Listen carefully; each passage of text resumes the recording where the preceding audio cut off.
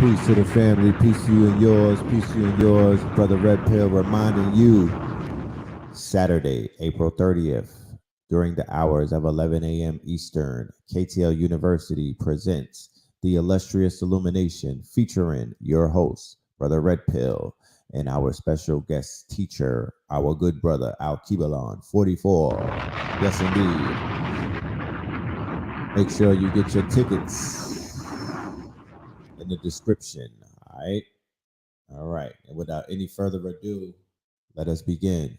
Welcome to another episode of Melanin Mondays. This is episode 199. Well, 191. My to bad. this day, Featuring your good to this brother, day. Brother Red Pill, and soon to be joined by our special guest for the evening, our good brother ALKEBULAN44. Before we even get started, let us go ahead and do the proper roll call for the family in the building. Peace and love to everybody. All right. We got Bermuda checking in. Shout out to Bermuda checking in. Peace to Bermuda. All right. Shout out to Louisiana in the building. Peace to Louisiana. Shout out to Louisiana. Yes, shout out to Mama Pill. Shout out to Blue Pill. Brother Rich, she's over there at Black Magic 363 doing her thing. Shout out to the whole family over there. Shout out to Urban X TV. I saw AA on there earlier. You dig? Shout out to Australia in the building, Jersey in the building, Rhode Island in the building. You dig? Detroit in the building, Delaware in the building, Philadelphia in the building, Arkansas. Shout out to Arkansas. Tremont, I see you. Northwest Georgia, we see you. All right. Dutch Caribbean, we see you. We see you. All right. Peace to the Dutch Caribbean. Trinidad. All right. Shout out to Trinidad, Alabama, Mobile, Dallas, Texas, Monroe, Georgia. Shout out to Monroe, Georgia, PG County. Peace to the family out there in PG County, Silver Springs, and all that. All right. Memphis in the building. Memphis checking in. What's good with your Memphis? Gibson, Louisiana. What's good with your Gibson? Peace to Gibson.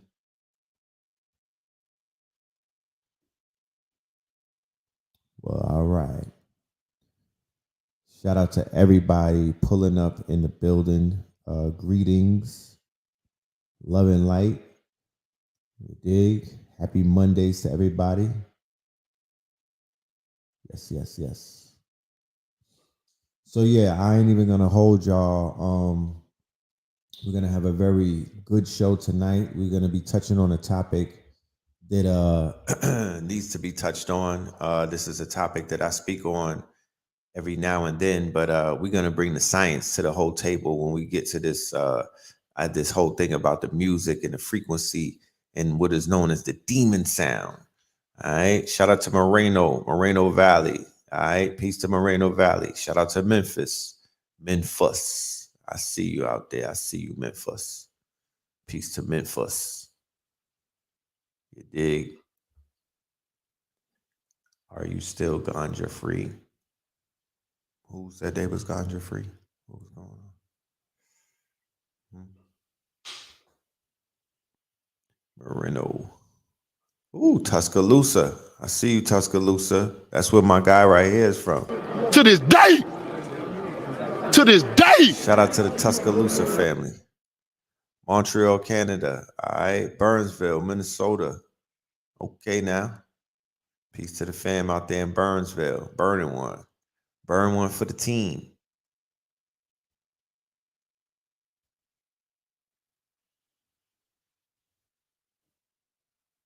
The mic is crib. You thought I took a ganja break. Yeah, I did. I definitely did.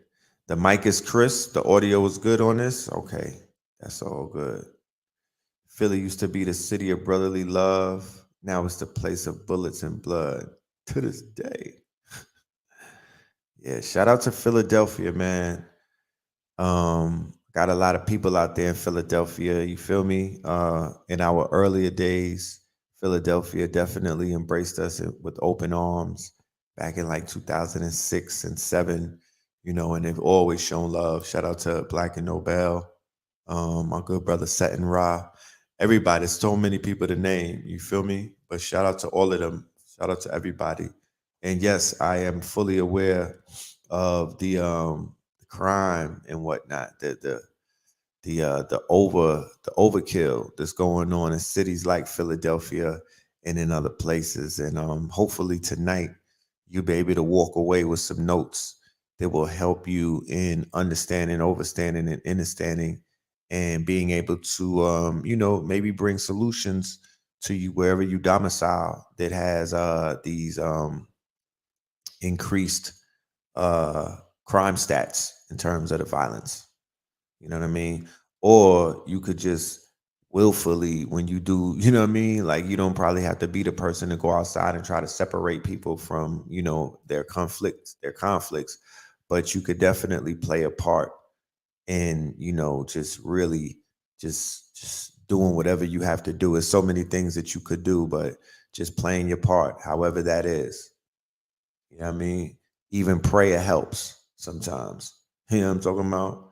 Sometimes, if we can't do the physical work, just pray. You know what I mean? Pray that the ones that you love and also the ones that are out there that are innocent, that are being protected. That's very important because people's lives are in danger because a lot of people, even though we all walk with certain amounts of protection, we're in harm's way. You say they need the knowledge of self. Yeah, I do agree. I do agree. You know, I do agree that knowledge is power, especially knowledge that's applied. However, right? Um, Yeah, in the majority of these situations, I would say that ignorance is running wild. You know what I mean? That ignorance has definitely, taken over, and it's in the forefront of a lot of the situations that are what we can deem senseless. You know what I mean? There's situations that take place every day in every hood and other places that are not senseless. You know what I mean? Certain things just have to happen because that's just the way of life. It's like being in the Serengeti. However, there are a lot of situations that could be easily avoided where people are throwing their whole life away, taking away a lot of lives that should be given a chance to blossom. So yeah, ignorance is definitely that's the stumbling block. I believe that it starts there. Even people who consider themselves to be, knowledgeable, right? You could be knowledgeable and not wise and whatnot. So even people that are considered to be knowledgeable sometimes have the ability of slipping up and getting caught in those traps and whatnot, slipping back into ignorance, what they call backsliding, and they get spanked, you know. Not enough of intellect over emotion. We are ego driven people. Yes, yes, yes, yes, indeed. Let me go ahead and bring my guest in for the evening, so we could continue the conversation because I feel like I should have the brother here on the panel even while I'm fielding these questions and these comments that are coming from the chat. Right? Shout out to the chat. Like I said on many other shows and whatnot, I have big respect and adulation for the chat room. I call y'all the audience, y'all KT aliens. You know what I mean? Very wise, very full of knowledge and whatnot. Y'all ask some beautiful questions and very engaging, I must say. So, salute to y'all. But without any further ado, I'm going to open up the floors for our good brother, the guest speaker for tonight. My good brother, your good brother, ALKEBULAN the Don. Peace to God. To this day. To this day. Peace to the family. Peace to Red. Peace, How you, peace. brother? What you say? How's everything? How's everything? How's everything? Man, all is well. All is well that ends well. You know what I'm talking about? How about you? Everything is solid, man. Today was a monumental one for me. You know what I'm saying? It's a huge confirmation, that came through, based on these algorithms that have been playing out. You know, Okay. yeah, a lot of revelation. Again, the ancestors. When them solar flares come through, they impede on the magnetic field and deliver these prophecies, and you process that as information, and you receive it as a revelation. So a lot came through. You know what I'm saying? And yeah, you know, we run it with the cloth. You know what I'm saying? All It's day. to be alive. You know, and I'm feeling really good. You know, we're gonna talk a lot too because you know a double solar flare took off today. As a matter of fact, you know what I'm saying. So that is Big some drip. that's some information we're gonna tap into in the illustrious illumination class, April 30th, this Saturday at 11 a.m. So again, family, make sure you tap in and do your due diligence to get those tickets because a lot of high level science is going to be delivered to you. And it's information that you're not necessarily going to pick up in a book per se, but it's information that came directly off the walls of Kemet that your ancestors are trivial to. You know what I'm saying? So tap in, link in me and Red's bio, and yeah, you know, an amazing day today. Beautiful, beautiful, man. Wonderful to always hear, you know what I mean? And to see these breakthroughs. I get excited even when I go on the gram and you throw up a new post because I know it's a new revelation, Absolutely. especially when it comes to the colors and the numbers and whatnot. I'm a big proponent of the great divine speaks through signs, and that demonstration right there is it's a crystallized version of that comment right there. You know, that's almost a mantra. You feel me? And not almost, that is a mantra. The great divine speaks through signs, and when you point out how the great divine is able to speak through colors and numbers, you feel me? Consistently, you know, in plain sight, where people may not have never been able to even draw the lines or be able to, you know, complete these puzzles and whatnot. You've been there putting glasses on millions of people, or, you know, the population, the people who are tapped in. You've helped them to really see. You helped them to look through your looking glass and whatnot. And as a result of that, it's built confidence in the fact that the great divine is speaking through signs, and, you know, the universe is wildly intelligent. Right. So salute for that. That's a fact. And just to touch on that again really quick, you know, we're going to discuss algorithms, you know, tonight. You know, it's an algorithm, it's a universal algorithm. For those who are new to following me, you know, if you go to my page, you'll notice that I demonstrate colors and numbers quite you know, a lot. You know what I'm saying? But again, you know, this information is coming through as a download, and I present it on IG, but it's a universal algorithm that's currently playing out that I crystallized through colors and numbers and demonstrated in real time. So it plays out. And Right. you know what I tell people to, you know, utilize the colors and numbers in your personal existence, and thus by following these specific codes, you open up supernatural doors because again, you're tethering to the cosmic script by default. You know what I'm saying? So it's creating a reference point for the universe to see something outside of its own existence that it can refer back to. And you know, those who adhere to demonstrating this, you know, again, I got, you know, plenty of testimonies in regards to, you know, what takes place. So, you Right. know, adhere to the script, you know what I'm saying? And I'm always going to do my due diligence for the family to imitate, you know, what our ancestors were about. Intellectual property that's demonstrated in real time, you know. So again, illustrious illumination class, April 30th, we're going to talk about that. We're going to touch on it. Wonderful, brother. Wonderful. Excellent. I want to get right into the topic of tonight's dissertation that we have. You know what I mean? Earlier, I was doing the shout outs and doing the roll calls to the KTLians that are tapped in from different areas around the world. And Right. somebody from Philadelphia, you know, touched on the fact that the city of brotherly love is now the city of you know, blood and slugs and whatnot. You know, there's a lot of unfortunate. I know people personally, like my good brother Sabir Bey, who lost his son about a year or two ago out there in those Philadelphia streets in a very heinous way. You feel me? And there's a few other people that I know that are on my timeline. There's a brother who puts up posts on the daily. You know what I mean? What's this good brother's name? I may know who you're talking about, but I'm thinking about Yeah. you, but I can't remember his name. Right. When his name comes up, when it pops up, I will drop it and whatnot.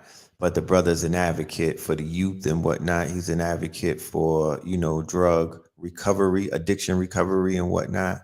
because we have a very disturbing trend of youth and young black men being addicted to opiates. You feel So, me?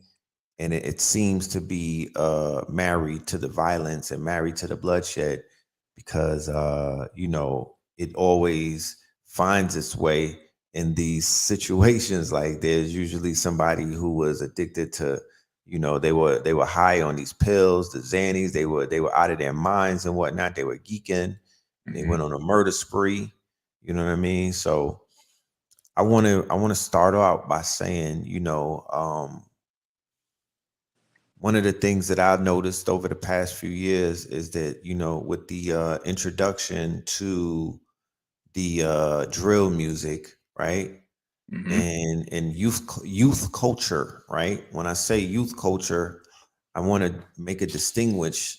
distinguish between youth culture and culture, right? When I say youth culture, I'm referring to the teenagers within the age brackets of 11, 12, 13, all the way up to the 20s and whatnot. And youth culture tends to be what is considered to be, anti-establishment. Right, right. It's usually counterculture. It's usually rebelliousness, Mhm. right? Mhm. So in this latest iteration of youth culture, there's a sort of rebelliousness to the older generation, right? Like they don't really rock with the older generation. They don't take it's almost considered to be weak to be seen taking advice, or to have older people running with you in your camp and whatnot, Mhm. telling you what to do. There's a rebelliousness against authority. There's a rebelliousness against family, in a sense. You know what I mean? The traditional family sense. There's rebelliousness against the authority outside, like the law and whatnot. Mhm. And it's not really that much different than what we've seen over the centuries. You know what I'm saying? Like if you really look back, you've seen this repeat itself, right? But now there's a soundtrack, That's a fact. right? Fact. And what the soundtrack does is the soundtrack is now being exported to every single corner around the world Mhm. because of the digital distribution model that they're using with the iTunes and the YouTube, Spotify, and all of these other things. It's not like mixtapes or physical items back in the day where you would have to really be locked into a certain type of, network, or people who were a part of a culture would have to introduce you to that culture. Case in point, like if you live down south, you would have to be running into somebody who was from New York, who was either going to school in your town, moved to your town, was grinding in your town, and they will put you on a certain New York artist with mixtapes and shit like that, or who's hot, who's on the come up. When 50 Cent, before he got signed, when he was like buzzing and whatnot, Mhm. people out of town was being put on to him by Mhm. people who were a part of his culture. That has changed with the internet, of course. So now, if there could be a wave in Chicago, per se, or Brooklyn, or any other place, and that wave can now affect other areas Mhm. globally, not nationally, not regionally, Right. around the globe in real time. Like if you go viral and stuff and whatnot, if something goes viral, it can now affect the minds and the hearts of people across the world, on the other side of the world, in real time, in about, in a few minutes. So now there's the soundtrack, and it's actually promoting, gang violence. It's promoting thrill killing. It's Mhm. promoting demon time and a bunch of other things that we could see the residue of it, right? Really beginning to take effect, and the paint isn't dry yet, right? That's a fact. There's a lot of wet paint on the way. It has not dried. We haven't seen it crescendo. So I want Mhm. to know from you, what are your thoughts on the rise of this new culture, this subculture? Well, see, I was coming up when I was coming up, in the era early 2000s, like early. This is when, like you said, 50 Cent was buzzing. So I was around, when we were obviously using physical copies and things of that nature. But I was growing up, in the mixtape era back when 50 Cent, Fabulous, Dipset, you know what I'm saying? All of them used to be on the DJ Clue tapes and things of that nature. Like I would always, be, involved in listening to it. But see, Right. the difference between now and then is back then it was more of a mystique. Like you didn't have social media too crazy back then to where you can see these individuals on a daily basis. So it Right. creates mystique around these artists. You know what I'm Right. saying? You look forward to running to the TV back when they had the what was that video station, the box, I The think box. called the Yeah. box. Yo MTV Rap, and then the box where you could order your videos. Yeah. Like if you wanted to find your favorite artist, you had to hurry up and run to the TV in order to catch them, catch the 2-3 minutes of them, and then after that, you don't see them anymore unless you see them in the Vibe magazine or you see them in the Source. You Right, right. At you Double XL. Once a month too, right? You had to wait a whole month for new news. New news, right? So, again, even going, to the barbershop every weekend and they will have the new issues of the Vibe, man. And, I can always tell which one was a new issue because the cover was always crispy. It had the crispier cover on it. Right, So right. I was deep into just the earlier stages of music, you know what I'm saying? And even at a older age, tapping back into the 90s, just the aesthetics of what hip hop was about and founded on, the five pillars of hip hop. One of them, obviously, not being too recognized today, which is knowledge, and that's the one that's Right, missing. You know what I'm right, saying? But in today's culture, it's a little different. Like you said, social media has made it to where music affects people globally, instantaneously, right? So, you got people over in China who's drilling. You got people over in, Russia who's drilling. You got people over in, Ireland, Ireland who's drilling. You know what I'm saying? Ghana. Right. And it's a deaf culture. We all are bearing witness to it. So it's a completely different dichotomy, from when I came up and I was listening to music. My appreciation for it has grown so much more because again, it's too instantaneous at this point. It's microwave, it's we want it now, we want it quick. And again, it's coming with a different context and a different message, to where it's killing these black babies. It's leading to a form of demise. And to even speak more specifically on a anatomical level, when you're dealing with this sound now, because we can get real deep into the science of it, whatever, but We will. just dealing with the sound that's resonating with the body in and of itself with this drill music, that's very strategic, right? So the body itself, is made of mostly water. So if we have a situation where we're listening to drill music, these frequencies are being bombarded into the plasma in the body. And as we all know, plasma has a hexagonal geometry which stores energy, right? So when we're listening to this music is deconstructive wave interference and Mm, functioning off a 440 hertz frequency. So, when we're tapping into this music, this is actually deconstructing the molecules in the body by way of the crystalline structure or lattice that we have within it that makes us naturally deconstructive and disruptive, right? So that way right. we can't now phase, with a more natural way of moving and thinking, rational thinking, and things of that nature. But again, it just from observation, just kind of looking at it, we done tapped into a whole new paradigm. And it's something that is really affecting, our people on a global scale. So Right. Do you have, outside of the fact that, the like you said, the beat is somewhat of a hypnotic melody, melodic type of beat.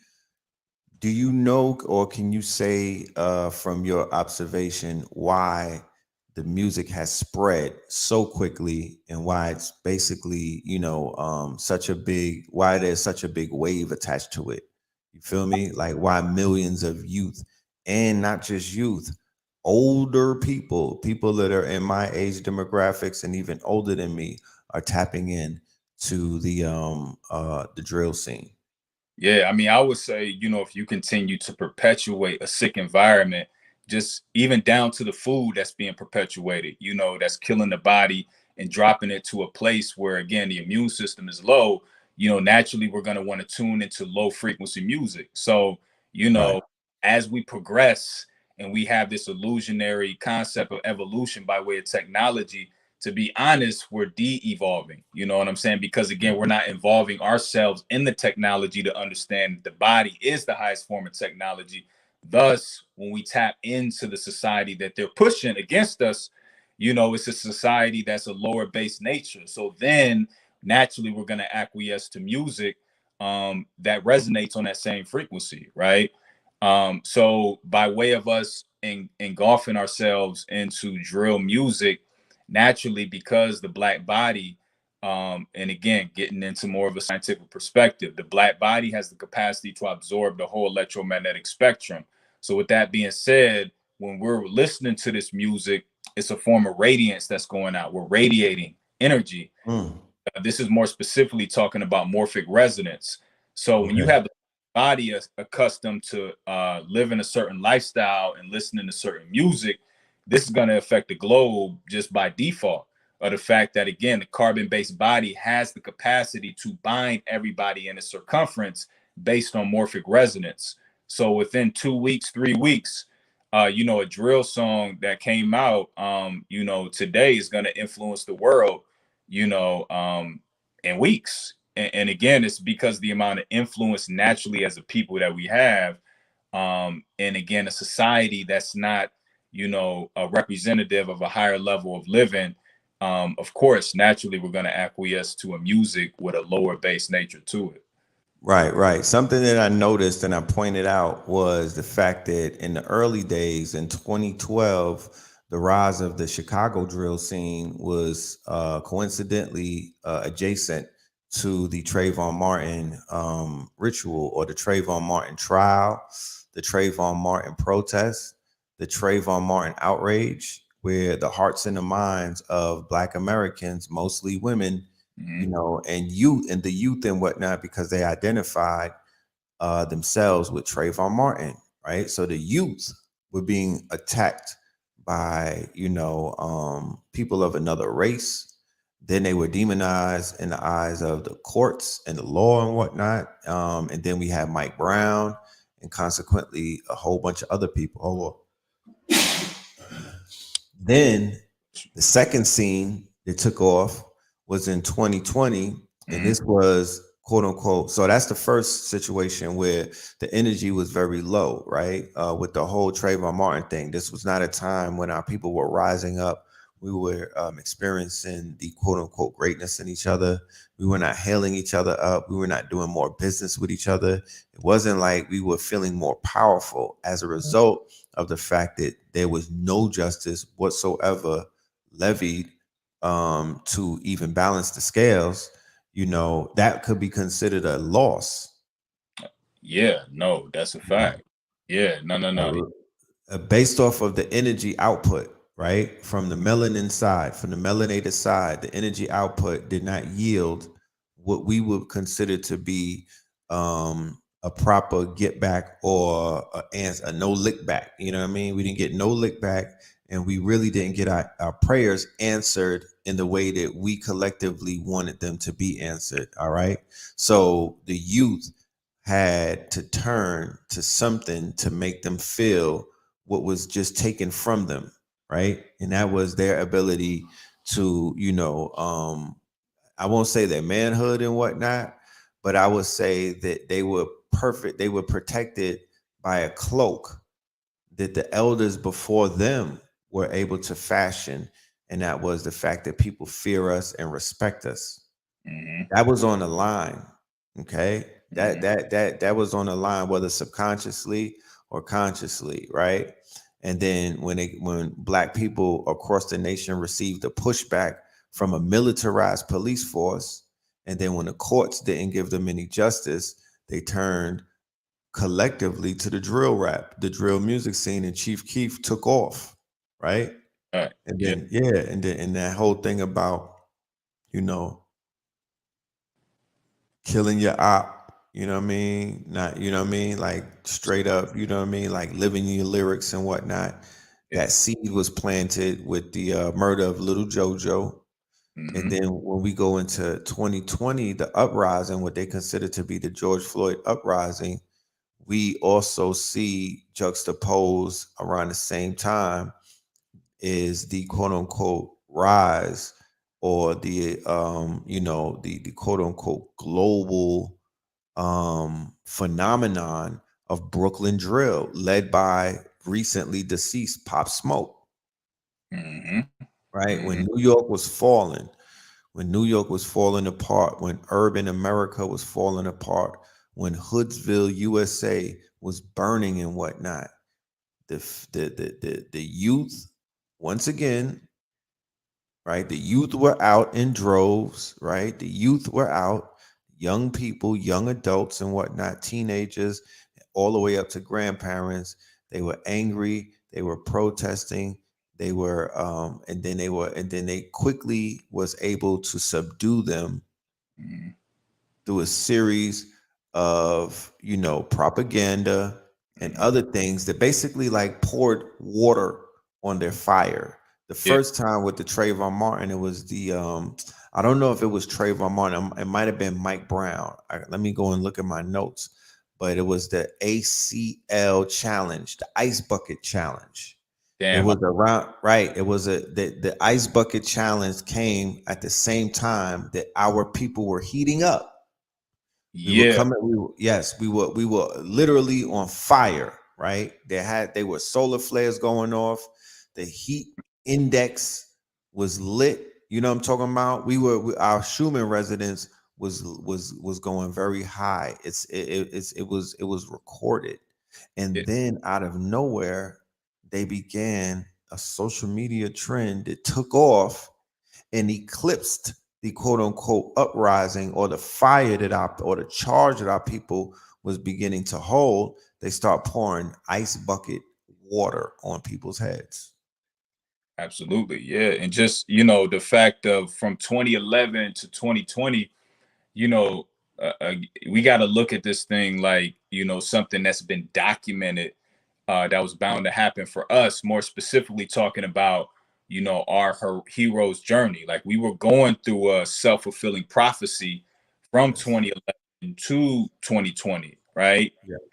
Same year of our Jubilee. So, you know, we're going through a solar maximum, you know, and as we know of our symbiotic relationship to the sun, more specifically, like Red said, like we was heating up, you know, so biologically we were being liberated, you know, and upgraded, you know, on a whole nother level. So something had to come in and counteract that. You seen that take place again 2011 when Chief Keef came out and blew up. You know, you had the underachievers, you had you know, Flatbush Zombies, you had Yeah. Pro Beast Coast. Yeah. Beast. Pro era.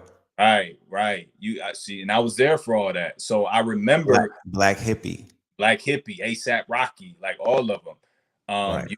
They were starting to come out on the internet, and you know, I remember because Kanye West was back in there in the mix with his good music thing too, which Yep. plays well. But yeah, you know, Chief Keef came out and pretty much completely, you know, abolished that whole, you know, movement. Well, With Kanye West played a big part in that by remixing "Don't Like." He gave him the stamp.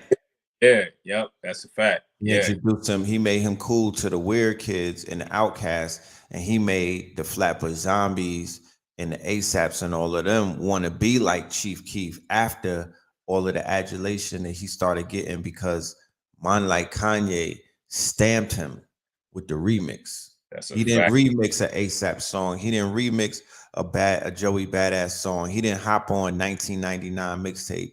He didn't get behind Flatbush Zombie and say their name. He decided, being from Chicago, you feel me? He wanted to make himself relevant and he hopped on Don't Like. And gave them the official stamp, you know, and that's when Big, drill music big thing. officially took off. And then even a couple of years later, you had G Herbo, coming out, and you notice Nicki Minaj jumped on his track.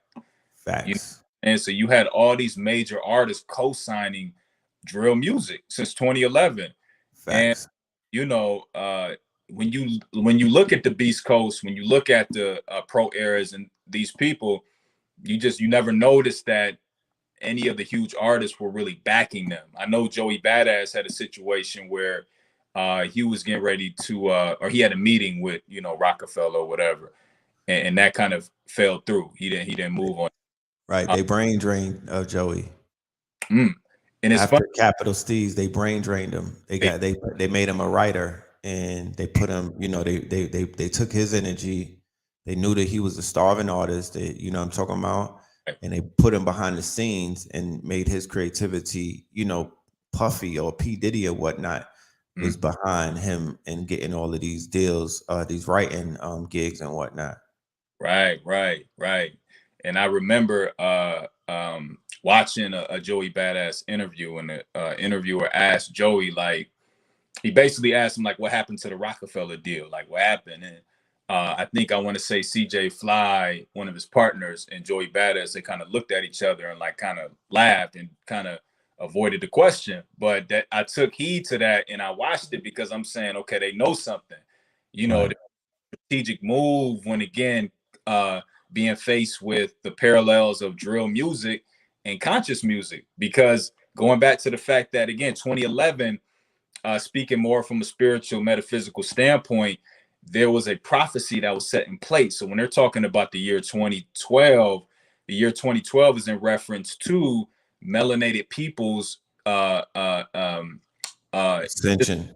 globally, going through their Right. ascension protocol. So that was beginning to sprout up, and you've seen it with the Beast Coast. But again, it had to be combated, and all these major artists then jumped on the drill music, and it's been drill music ever since.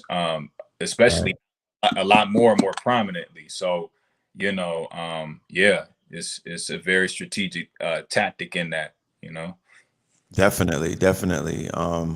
Yeah, because I would say that the 2012 drill movement was underground subculture.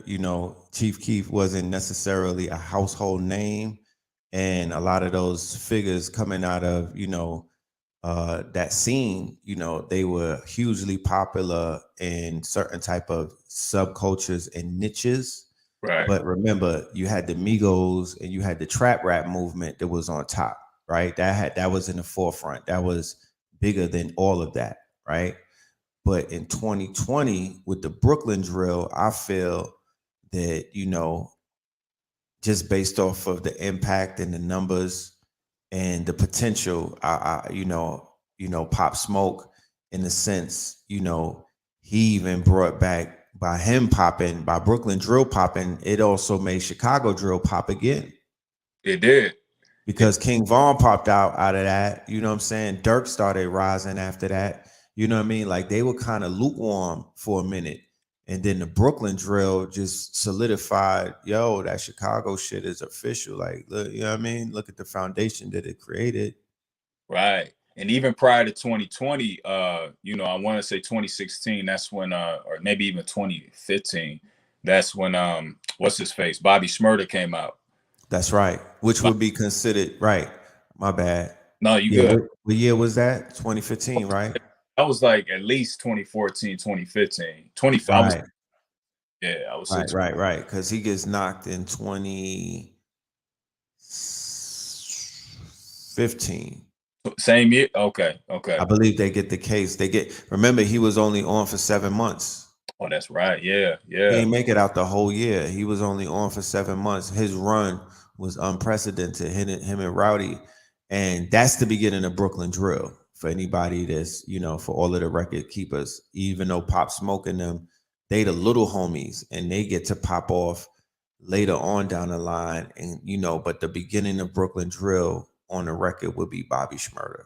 Right. But to even create a differentiation between that, what's his Pop Smoke, they represented more of the fly niggas. Like, they represented the niggas who focus on their dress, on their attire, how they move. Bobby Shmurda came more with the Yonkers, the DMX vibe. They came with the rugged, like, Look, Yeah. Well, that's Bobby Shmurda and them grown up. facts. Yeah, That's facts. just these are swipers. These was you know what I mean? Those Yeah, were the swipers. They was wearing the Mary jeans and Versace sneakers, but that was you know what I mean? All of that is a few, you know what I mean? Like that is GS9. That's just them grown up. Because keep in mind, Bobby Shmurda and them was like 15 or 16, youngin. Yeah, 14, 15. Yeah, they was youngins. yeah, And 3 or 4 years later, you get Pop Smoke 20 years old. That's the same, you feel me? Like that's the same demographics right there. So remember, that generation grew up, and keep in mind that Bobby Shmurda and them are born out of the quote unquote the first, not the first, it might not be the first, but this was a Brooklyn, New York, NYPD cop killing, execution, yeah. or lynching of Kamani Gray. He's the first one in the color wars. You know how they got the Gullah Wars? Well, I had a segment and I was breaking down an American or Fear of a Black and More Messiah, I believe it was, about the color wars. And the color wars is the people that they were quote unquote publicly killing or executing with either colorable term or colorable names, crayon names, or they had names like Castile that pointed to the whole Crusades aspect. Because remember, this is all pushback that you were beginning to see where they were televising murders and putting it on social media, and the algorithm was pushing it and making sure everybody that was quote unquote African American on the social media, they made sure it was in your inbox or on Mm-hmm. your timeline, right? That was pushback to Moors in Court. That was blowback for the Moors in Court videos. That was blowback to all of the videos that you were seeing on YouTube at one day in time where Yep. police were being read their rights. Right. Judges were being ran off of the benches and whatnot. People were they were going live and whatnot and showing you how to beat a traffic ticket in real time. Not even by making them close the book and not even write the ticket. You know what I mean? Yeah. They were Yep. demonstrating on YouTube and they were demonstrating on social media, and it was eroding the faith, the trust, and the fear that the public had. And there were hundreds, if not thousands, of melanated people saying, I'm finna try these niggas. That's what I remember.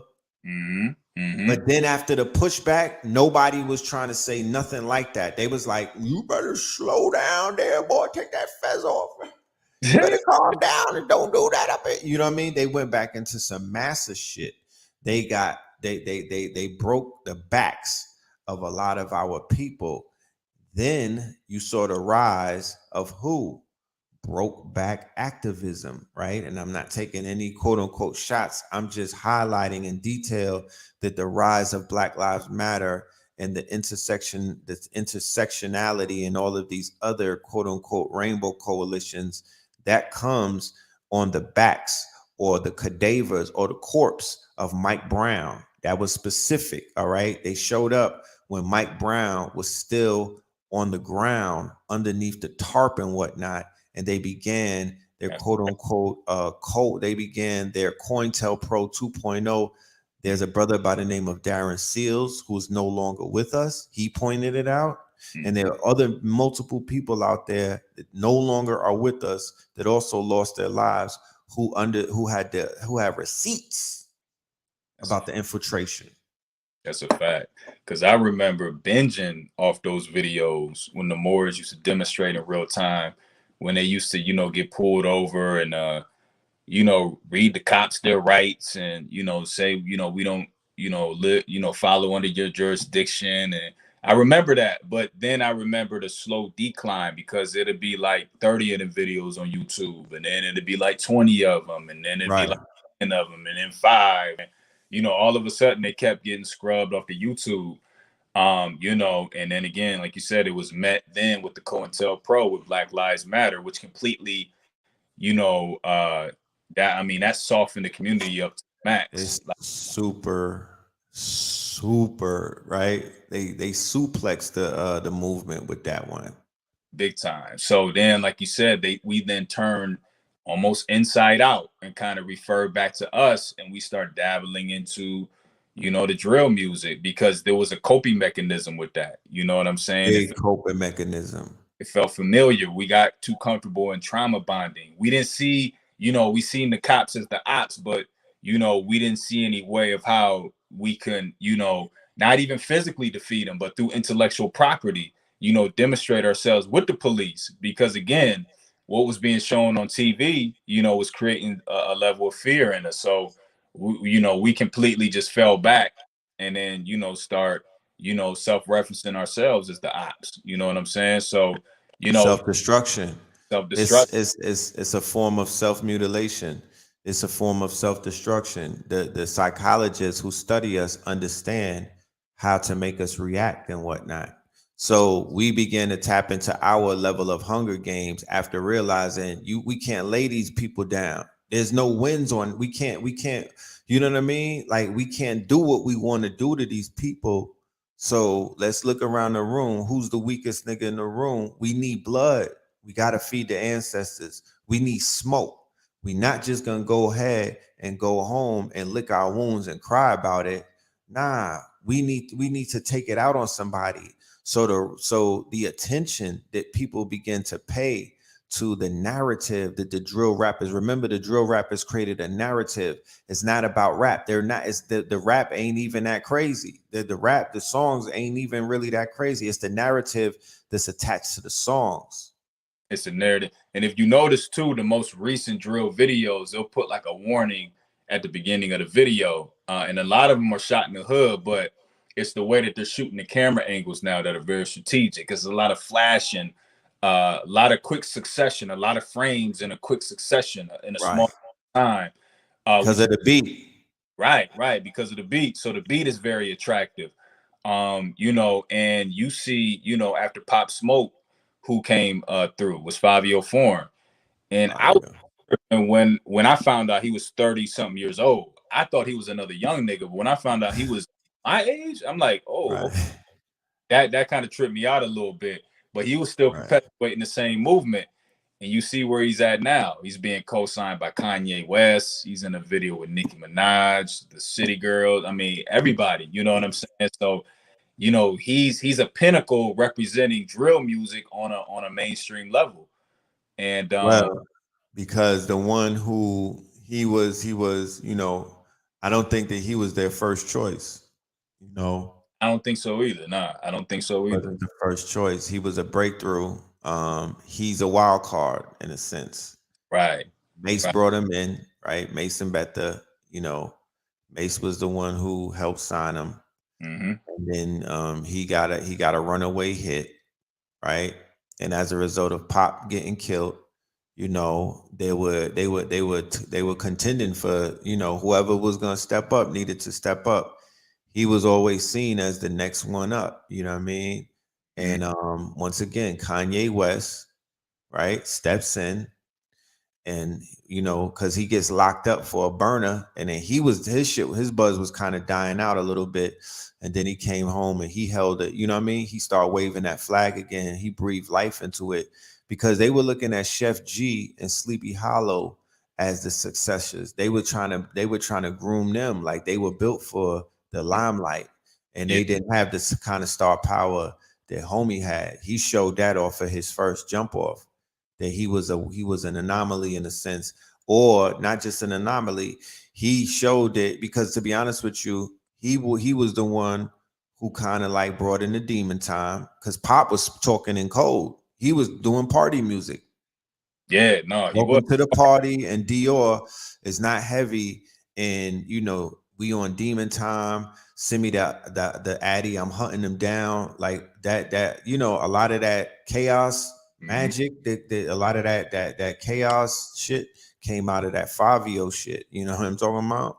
Yeah. Not to point any fingers, but Right. No, I see, because when Pop was out, like Fabio, he was under the radar. Like I wasn't even paying attention to Fabio for him. I don't think he was even. I mean, he was making music, but he wasn't out like that. right, he was squeezing through. Yeah, everybody was paying attention to Pop Smoke, but again, like he was the wild card. Fabio Foreign was. So when he came out, they made sure that they pushed him to a whole nother level. But he again, like what's being put on the pedestal is the drill music. So then when he comes out with a song with Kanye and Alicia Keys, that's the official stamp right there. You know what I'm saying? The City of God, that's the official stamp, because not only that, they're what's the word that I'm looking for? Not deifying. They're It's a word. co-signing, and they are basically giving him the stamp, the certification. You know, as a New York artist, they're giving him the quote unquote multi-million-dollar rollout, right? They gave him the superstar rollout. Um, you know, Right. the next one, and I see the comment and the thing. The next person that's up next is Rowdy Rebel. You Who know, you said Roddy Rebel? yeah. Bobby Yeah. Shmurda is a non-factor right at this point. Mhm. Rowdy Rebel is the next one up. You know what I mean? So he's gonna get he might, to be honest with you, you know, with my ear to the ground in New York City, there is a contention going on between him and Fabio. You know, just on some ranking, you know, just rank wise and whatnot. And he has the potential to even make a bigger impact, you know what I mean, than the Fabio project, which what was considered to be, I think, a flop based Yeah. off of the numbers. I think it is it's a flop. Yeah, no, I think I forgot what he sold, but yeah, it was considered a flop. I mean, I heard the project front to back. You know what I'm saying? A lot of mainstream, a lot of hands was involved in that. You could tell. You know what I'm saying? They really made it Right. to, he still had the dream or the drill, concept and context in it, but Yeah. at the same time, it had a lot of heavy mainstream production in it. But just moving forward, even looking at now Takashi 69 back in the headlines as well, creating a rift between Fabio Foreign two, so again, obviously we know 6 9 is put in the industry to be who he is, Right. agent, he's in there to create a rift, and Right. not even really gravitating toward what we call Mexicans and things of that nature. He's forecasting and perpetuating his agenda towards black boys, black young boys. You know, Right. so that is something that's important to key on, because he's not even of our culture, but at the same time, he's presenting himself and demonstrating himself in our culture, which is Oh, for sure. a lot of black boys. So, even segueing over to, K Flock, and then now talking about Cardi B, putting a stamp on that as well. There was that video that came out, 2 days ago, when, there was a clip of her crying, and, a lot of people may have seen it, and a lot of people may have not, but, It she, didn't go viral. It didn't make the kind of noise that it mm, would have made. Let me see if we could share it. yeah. Okay. All right. I wonder if they're gonna flag me if I play this thingamajig. How Uh, does that work? Shit, that it's not playing any music. It shouldn't. I don't think so. Okay, well, fair use and all of that fly shit. Whoever's watching the YouTube police, yeah, fair use. You know, we out here teaching the people. You know what I'm saying? We ain't trying to get no goddamn I you need some know, monetary. Nah. they don't they ain't monetized my shit since they started that program, so they kiss my ass. Fact. Can you hear it? Yeah. All right. Fair use CC and all that I've been fly having shit. these weird feelings lately, and that's kind of why I didn't want to do this song, Shake It, or like any drill songs, because it's like these songs are activating like these demons that I killed. You know what I'm saying? Like, I don't want to be that girl anymore. Like, I just want to be a mother.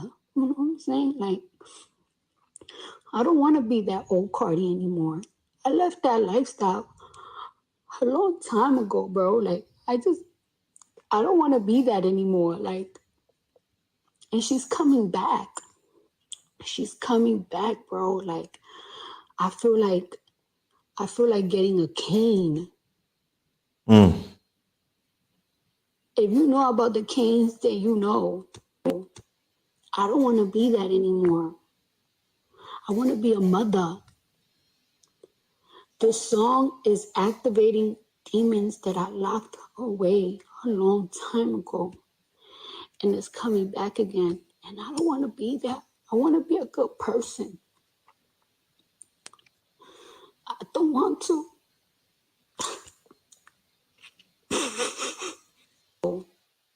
All right, now See, yeah. it seems like Cardi B. So yeah,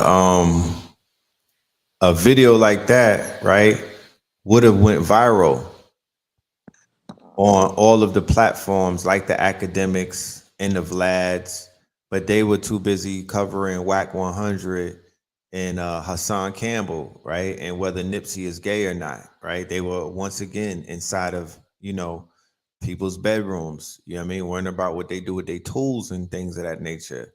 But here it is that she's speaking out about the demons that are being conjured up inside of her, right? Basically, based off of the fact that she's tapping into some the deaf culture, right? Or something, the deaf culture at its highest, which is the frequency that's emanating out of the Bronx drill right now. That would be the rawest, iteration of New York drill would be the Bronx drill.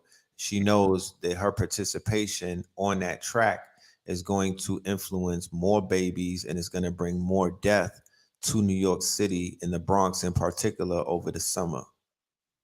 Facts. And that, I mean, that was super authentic as far as the way that she felt. She didn't go too much into it, but the fact that she's still feeling that way, even after the song has been out for weeks now, goes to show that, these individuals' lives are ritualized, and what I mean is, they sign these contracts and they have to go through, a certain level of, they have to go through certain things where they don't have control over, right? So if there's an up and artist that's a drill artist, that the music industry wants to continue to push, they're going to stamp it with somebody who's credited to be, what we call a mainstream artist. And that would be Cardi B, because she's affiliated, with the blood. She's affiliated. She's in the, she does what she does. Gang, right? She part of Right. a gang.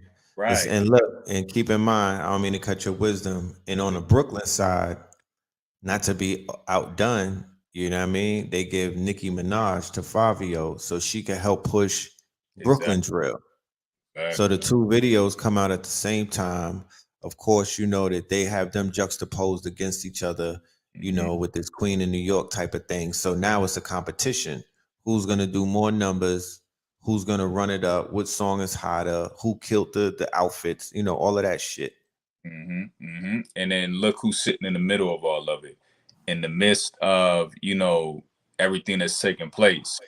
And the only reason why the Cardi B, footage wasn't or didn't go viral was, like you said, we got Whack 100, we got Hassan Campbell, DJ Academics, and Tekashi 69, Tekashi 69. But even if you look at that scenario, it's mad questionable to me, because how do you get four of these individuals who we I don't, a lot of people may know about Hassan Campbell, a lot of people may not, but he claims to be the voice of the streets, but this is an individual that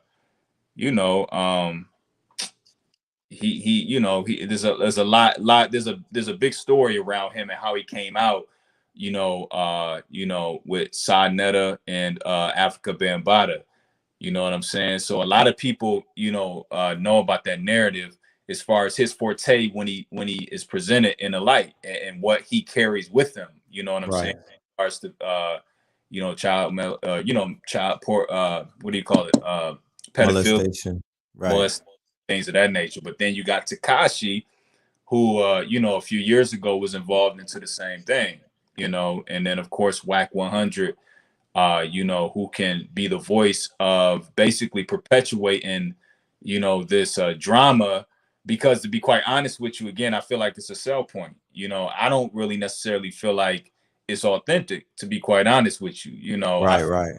and how do you ironically get academics, Takashi, Hassan, and Whack 100, arguably the four most popular people on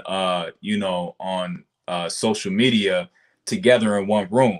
You know what I'm saying? I feel like it's a big play at that. You know what I'm saying? And the person who's in the middle of it is Nipsey Hussle, conveniently enough. But Right, feeding off of his energy, you know, right? Where you know, nobody in that room is, considered to be his known comrade. Like they can't show proof that they was, breaking bread with Nipsey, that they did anything in Nipsey's life, that they're following Nipsey's teachings and whatnot. So all four of those individuals, not to take anything away from what they stand for when it comes to Nipsey Hussle, but on record, each one of them have shown their quote unquote disloyalty, or rather their disdain for our good brother Nipsey Hussle. So now that his name is being brought up, or his spirit or his energy, and is being pulled and is being used for views and is being used for quote unquote attention, let my brother rise in peace. You know what I mean? Let him ascend in peace. Right. So, it's a big play again when it comes to just social media in general, in the mix of the drill rap and things of that nature. So yeah, and we're just giving it a different perspective, because again, I feel like that just falls right into everything that's taking place in reference to combating what's taking place with the melanated people in general, more on a spiritual level. It's just another, again, a form of distraction. There's a lot of information that's coming through that's relative to us as a people. And I've always speak about the prophecy, the cosmic narrative that's playing out, Right. and we're, in the throes of, receiving, the what do you call it? Basically just receiving a being ordained by the ancestors, right? We're in the throes in 2022 of being ordained by the ancestors and figuring out what our specific role is here in this physical reality, by way of, again, understanding that not only that did we come here with a specific purpose, but we have a prophecy that we have to play out, and we got a job to do. But when you got such situations where you got, mixiness on social media that is taking our attention away, you got drill music now. And to be quite honest with you, I don't even I try not to dabble into the drill music, because I know what it does to me subconsciously. It does put you in a mood. It puts you in a certain mood. Oh, for sure. It really puts you in that mood. So, I do my due diligence of trying to refrain from it, and not even trying to, but just refraining from it. Because again, I know this is a whole, operation that is placed against us to basically combat everything that's taking place on a But more right. level. My thing with this, when it comes to drill music and the appeal of the drill music and its quote unquote, right, it's selling points. If you're into reality television, right, of any form, right, Mhm. not to say that you out there watching Housewives and whatnot, but if the concept of reality television, the fact that the internet is on 24/7, right, Twitter, right, that was just acquired by Elon Musk, and we'll talk about that in a minute, right? Twitter being the it's a soapbox, Right. and you could live your life out through the soapbox through series of tweets, which, right, opens up your quote unquote, takes away from the mystique, but even adds on to the mystique, the same mystique that you were pointing out when it came to the 90s and the 2000 era rappers, the Jay-Z's and the Nas's and whatnot. Yeah, we wanted to know where they was vacationing in that, and who they was with, and who they was partying with, and what they was wearing and shit like that. And we had to wait monthly to check it out on the source. But with the trap rappers and with the drill rappers, right, it is almost like a soap opera being played out in real time. And it's almost like reality television because they're all tied into social media, right? Through Twitter and then the gram, right? But mostly Twitter being the quote unquote communication tool or the communication apparatus or the communication platform that many of these drill rappers began to adapt, and they mastered it in the beginning. In the earlier days, I wonder if these niggas got stocks in this shit. You know what I'm talking about? I really do, because a lot of their energy, Black Twitter built fucking Twitter. Yeah, yeah. Chicago drill Twitter helped build Twitter. The when they were doing the Kanika Jenkins investigation, all of those murders, when you had the Twitter detectives and whatnot, that's the shit that gave life to Twitter. The same way that I could point out who built Clubhouse, and the same way that we could point out some of the people that are instrumental in building Instagrams. A lot of our people's fingerprints be all over, whether it's the digital creators or whatever, or the commenters or whatever, the personalities that are in these spaces, they build out these fucking apps. So there's a reality show in drill rap, because if I'm invested in any of these artists, I automatically have to tap into who their quote unquote the antagonists and protagonists, who he got beef with, and who the fuck is trying to kill this artist that I'm now into because I picked up on one of their catchy songs and whatnot, and I fucks with them. I'm have to pick a side.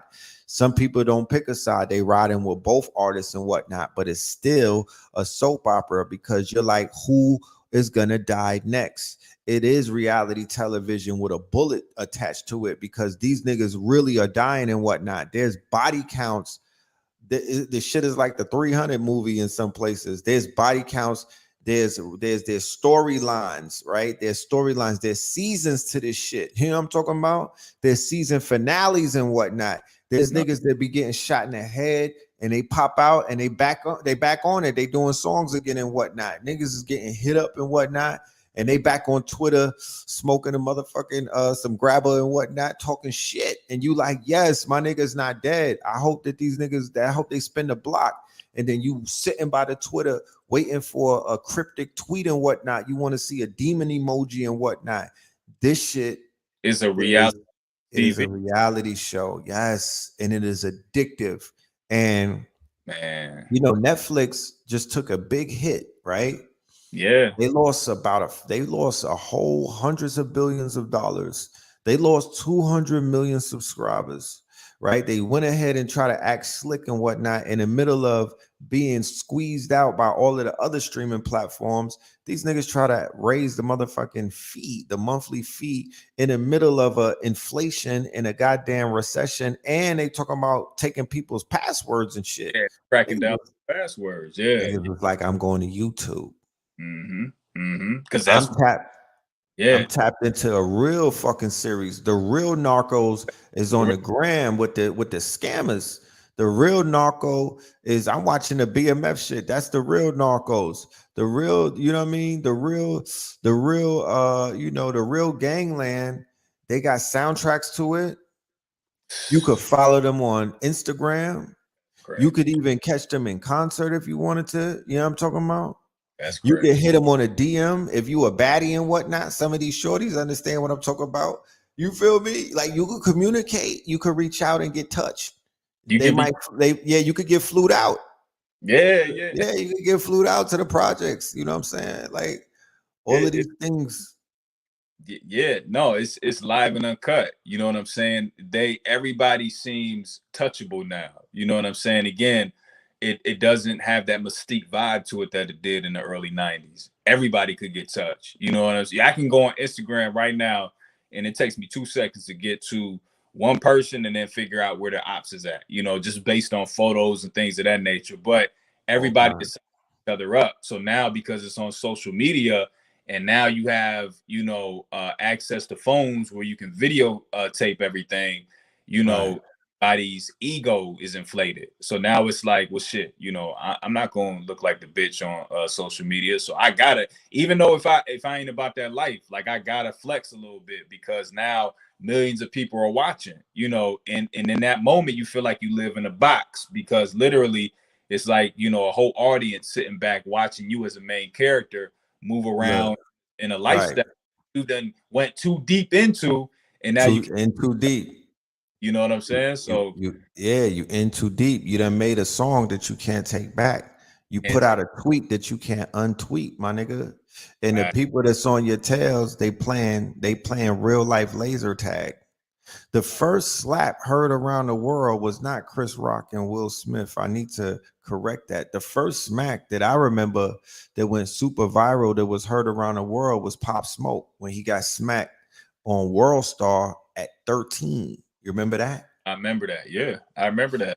Yeah, There was a video that went viral, right, on World Star, right, which is the cesspool of a lot of this shit that we see today. Nobody wants to really talk about that. That is the quote unquote, that's the cesspool of you know of bottom feeder activity that you know that these niggas drink from. You feel me? right. And there was a video where Pop Smoke was 13, and guess who smacked him? Kamani Gray, the same one that the police killed. Right? Kamani Gray was a blood, and Pop Smoke as a Crip. He confronted him. They ran down on him like what them blue beads is about, and he smacked Sonic rings out that nigga.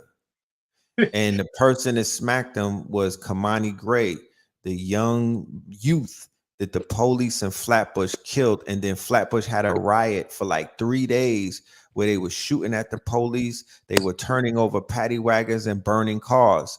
And that's the birth of Bobby Shmurda in them. That's when GS9 formed up because homie Kamani Gray was a big, you know, he was ranking, he was top ranking in that whole set out there, and he was a live one. You feel me? So they was riding for him because they went and killed the live one. And then that smack created Pop Smoke. He popped up years later, you know what I mean, redesigned and with a whole new attitude. And he wanted smoke as a result of that. You feel Yeah, me? He wanted yeah, smoke as a result of that. yeah. Because there was footage of him, you know, beating up boys at the gas station after that. Like He he was getting back. No, that was the get back that was because homie already got killed by the police, but his other mans in them that was there that day, that's who Pop was getting back at. And then he also said the kid's name in one of the songs in a disrespectful manner and whatnot, like I'm smoking on homie, whatever his street name was. And that was basically him just, you know, beefing up, like, yeah, I'm with the shits now. So, mm-hmm. you know, you see how that cycle is, you see, but now there was other people like the Blickies and whatnot. They was like, yeah, I'm smoking on Pop. And then one of them got murdered. You know what I mean? So there's a vicious cycle.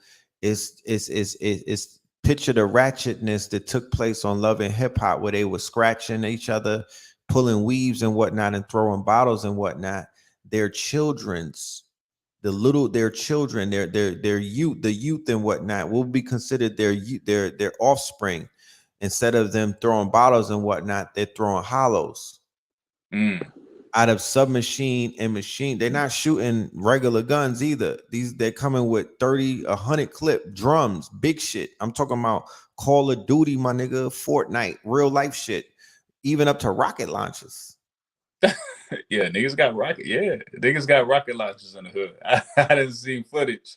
Yeah, like, and you know, of course, we know all these games too are being, you know, they're there to season, you know, individuals and groom, you know, kids to, you know, want to adhere to that type of lifestyle. So you got the babies playing Call of Duty, but then you got, you know, niggas in the street actually, you know, playing Call of Duty. You know what I'm saying? So it's just it's a never ending cycle. And then of course, again, you got the drill music that's attached to it. So it's Right. But situation. it's all right. That's what I'm saying. I don't mean to cut your wisdom. It's all GTA. It's all If I were to train with the Air Force, or if I were to train with the police academy, they would put me on a virtual simulation training, right? Which would be they'll put me in a virtual reality environment, and they would have me quote unquote train through simulation, right? Men running up on me, pew pew. I gotta kill him, boom boom. At this point, PlayStation 5. I bought it for my son. I see the realism in it. Xbox 360. These children are just playing simulations in order to get them ready for the real world. So the level of desensitization and the level of dehumanization that you see the youth carry out, it comes from the fact that at 3, 4, 5, 6, 7, 8, 9, 10, and on the way up, what were they doing? They were getting busy playing these video games, and these video games were even enticing them to do what? To really catch a body in real life, because they listening to the drill music is in the video games at this point. Yeah, nah, it is. Yeah. The graphics are super realistic, right? You really got to be a good shooter to even to get far in some of these games. The skill level is very high. You're going up against people around the world when you're playing online, when you're doing those live games and whatnot. These are young hunters that are hunters in real life. These young white boys that be out there sniping you and whatnot. It'd be a 3-year-old. Yeah, no, they be from West Virginia. They sharpshooters in the simulation. Like, I remember how enticing that shit was back, Nintendo 64, when I had that what was it? 007 GoldenEye? Oh, GoldenEye. That shit was that was enticing. You could feel the recoil, right? When you load that shit and you feel the recoil, then you bust it off and they got the kickback. I used to be into that shit, bro. Yeah. I remember that. They had it was all type of shit that they had. But see, the thing was again, first of all, we didn't have social media back then, so it wasn't blew up as it is now. And then not only that, we have the music. We had the music. I mean, it wasn't compared to nothing like it is today, but like we just it wasn't. Let's put it in context, please. Yeah. No, let's. I'll keep it on. No. I'm saying dead ass. We have to put it in context, because if we compare today's music to our era, we are juxtaposing, or we're measuring it from today. But we can't necessarily say what we're saying, because when you first heard the Locks, when you first heard Scarface, when you first listened to an NWA album, right? You had nothing to measure that against. You were measuring that against shit that you heard in the 70s and whatnot. You was measuring that against the Thriller video. You was measuring that against, what Kid and Play or Cool G, you know what I mean? You didn't have that much to measure it against. When we were listening to certain mixtapes, that was the drill of that day. That was considered to be mad dark. Early Beanie Siegel video, you know what I mean? Like Beanie huh? Yeah, and even the movies, State Property, how that shit was demonic. Traumatized. I mean, the specific scene when they beat when they beat homie and put him in it, that was traumatizing. When they shot dude's brains out on the fucking basketball court, you seen the pieces of his brains. That was traumatizing. So we were being fed, right? And think about this. I know that I was past my teenager years when I was watching that. But what about the impressionable minds of the 11 and 12 and 13 and 14-year-olds? What about the impressionable minds of the 11 and 12 and 13-year-olds that was listening to the DJ Clue mixtapes and whatnot? They didn't know how to decipher if these niggas was really about that life or if they wasn't about that life, because like you said, it was mystique more than anything.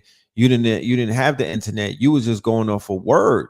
And a nigga could bluff you and be like, oh yeah, they really do what they say they doing. I'm from out there. They laying shit down. And you'd be like, damn, these niggas is serious. Yeah, no, I was that age when I was listening to that 11, 12, 12, listening to the DJ Clue tapes, all of that. Like that, all that was enticing. I remember the wave when 50 Cent came through, and completely tore it up. Like, and you just did the enticement of wanting to live that lifestyle at 11, 12 years old, was very appeasing. Again, I grew up in the Midwest. So the Midwest, we don't technically have, we borrow from everybody. Like, you know, when you look at the South, they have a specific culture that they're aligned with. You look at the West Coast, they got a specific culture that you can identify with.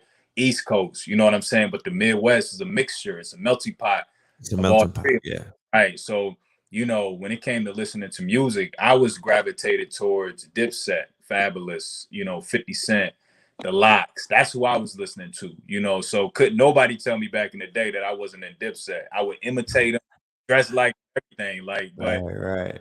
the gangst it's the, you know, like I said, the gangsterism with 50 Cent, and when they came through, that was super enticing. You know what I'm saying? And it led, you know, me and a couple of, you know, the homies that I grew up with, you know, down that path, you know, a little bit. So, you know, I completely understand what these young kids today, and I can't even imagine, you know, just with them being as impressionable as they are today, you know, what they're being exposed to and their perception, you know, on drill music and things of that nature. I mean, it's bananas because they have complete access to it.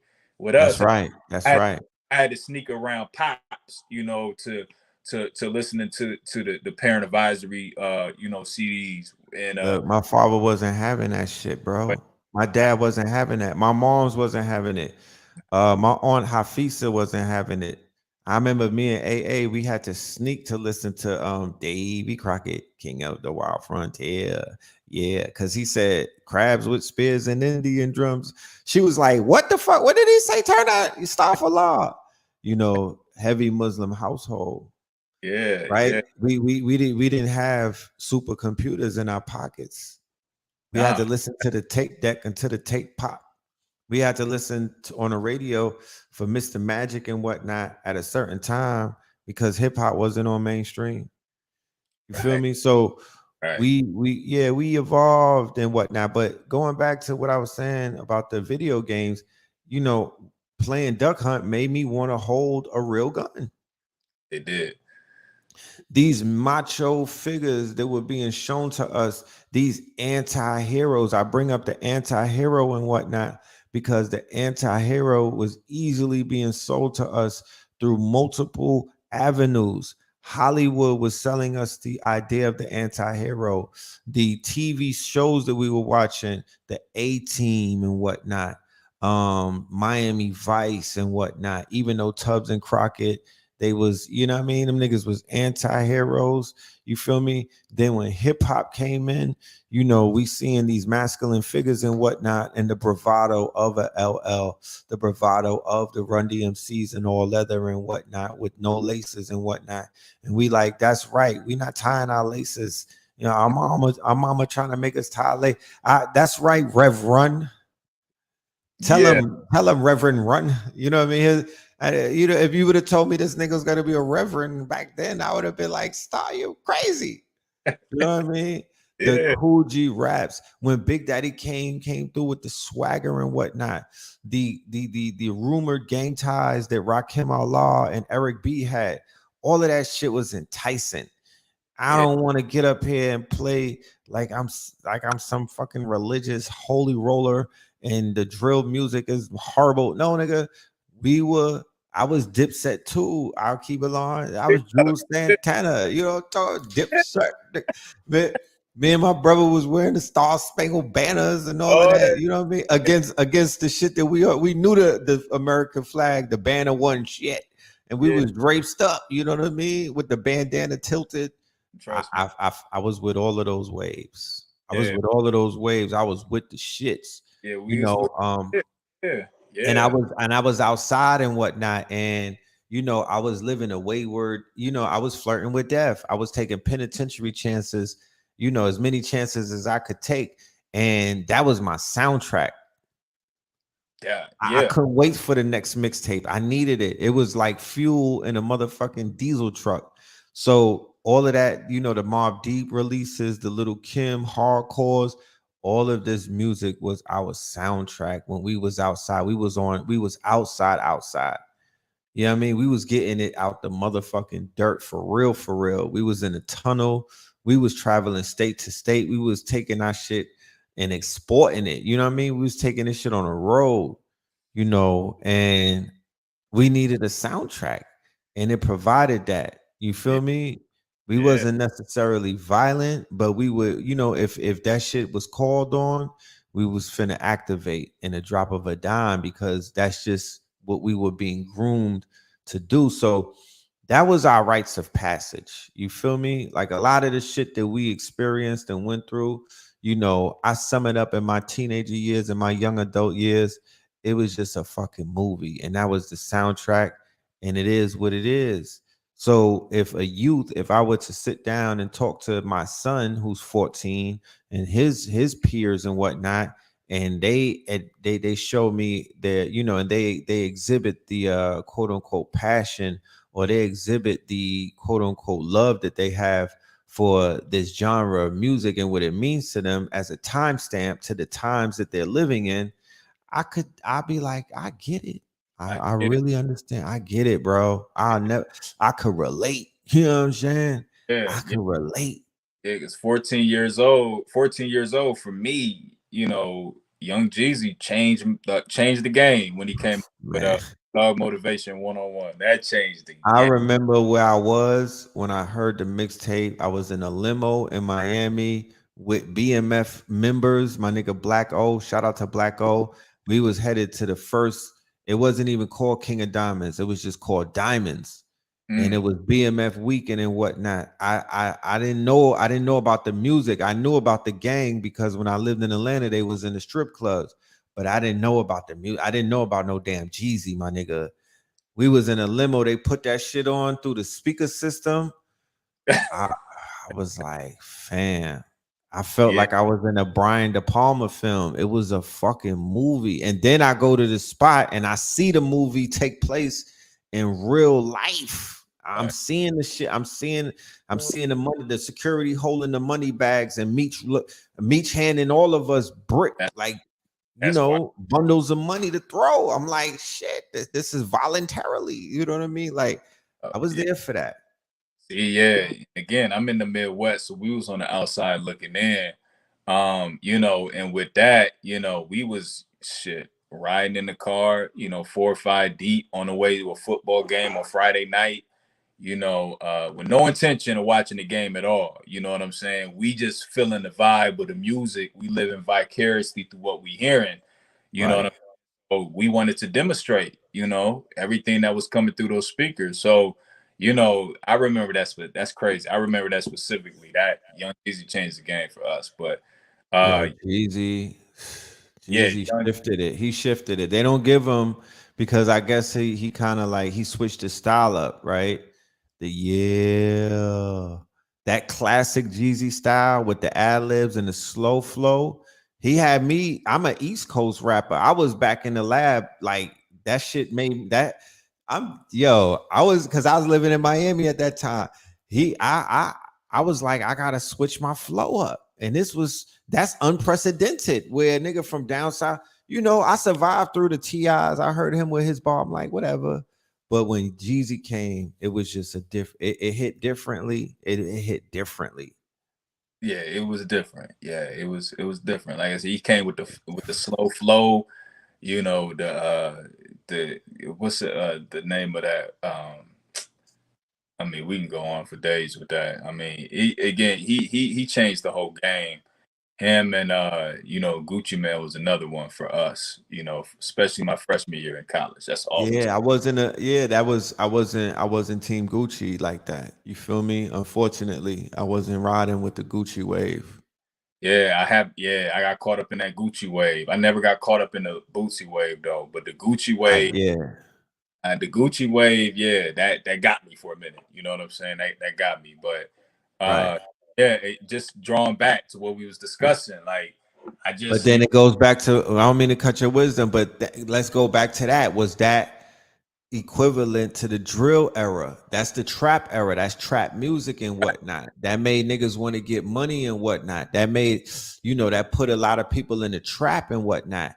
That made a lot of quote unquote mama boys turn into dope boys and whatnot. That put niggas on the highway. They put shorties in the prisons and whatnot. That Mhm. turned up a lot of people getting their door kicked down and whatnot. That changed and shifted, the Jack boys became more prominent during those times as well. The stick up kids, the niggas that was laying things. You feel me? So even though it didn't necessarily, you know, and it did speak to the youth the same way that the drill speak to the youth, because Jeezy had 11 and 12 and 13-year-olds with the snowman shirt on, and they was ready to run a play. Facts.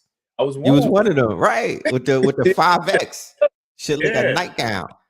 Yeah, I had the blue long sleeve with the I had the blue long sleeve. I remember it like it was yesterday. Me and my twin brother, we both wore them Right. in school, my freshman year. I had the blue long sleeve with the white snowman, the white shirt with the black snowman. It was a wrap after that. Like that, right. Everybody wanted that snowman shirt. Don't have the Bapesters on. Don't have the Japanese sneakers on. You really a problem. Don't have the Bapesters on. Yeah, to match with the. Come on, man. Yeah, all of that. Yeah. So we, you know, like I said, I can just think back and just remember how impressionable I was with the music. You know, again, I went from jerseys, watching Dipset, to Fabulous jerseys, you know, then to the long tees with the, you know, Franchise Boys, and then switching to the, you know, the Dope Boy look, like all of it. I went through the whole cascade of aesthetics, you know, when it came to music. The lifestyle, you know, we chose a certain lifestyle. We lived each lifestyle that we heard, you know, and right. Young age, and just reflecting back, you know, again, it's just crazy today how you can look at it and it's, you know, pretty much the same thing. But again, these young kids today are being fed it, you know, being fed the music, the image, everything, you know. Tim, they on dope. yeah, no, they activated. Yeah, no, they not selling it. They on it. Yeah, right. Yeah. They on these pills. They on that lean. These are opiates. Yeah. You heard Kodak say he gonna take the fake pill, even though because he a super gremlin.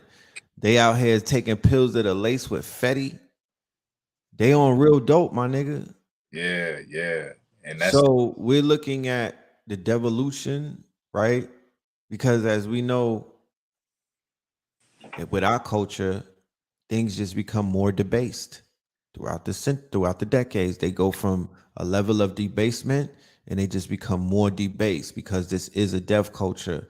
You feel me? The mycelium, you know what I mean? The undergirdings of of the cadavers that had dropped decades ago. You know, this neural network that's being built inside of the deaf culture, this zombie culture that we're seeing right now, this quote unquote dope fiend culture that we're seeing right now, this culture where they're completely shitting on what is known as the code and whatnot.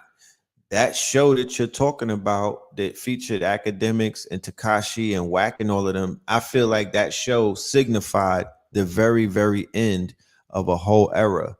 You know what I mean? That's why I even pointed out with the DJ K Slays and whatnot making transition. He represent an era as a dinosaur. That era dies with him.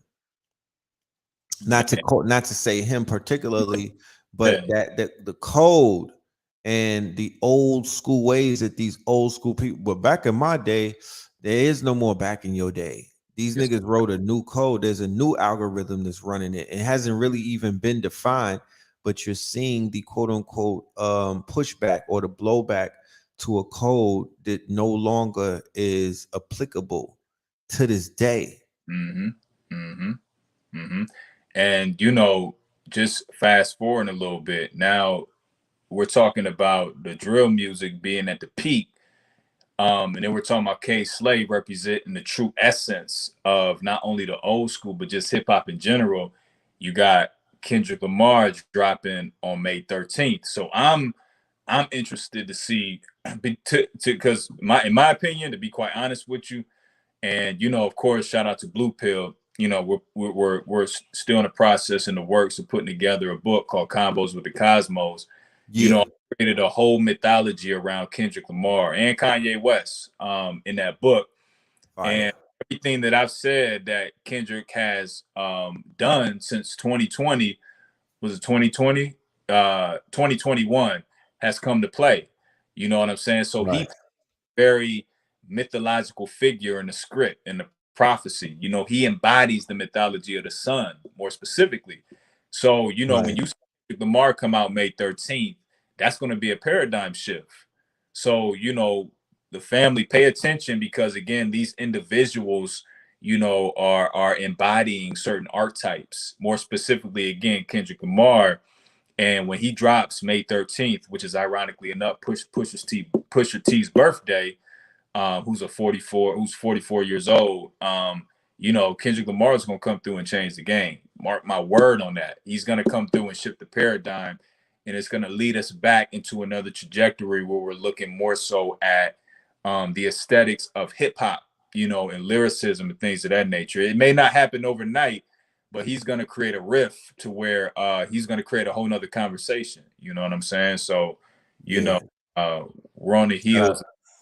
Yeah, shout out to Ampu. God is gonna be dropping on that day as well. Okay, Feel me? Yeah. Shout out. Yeah.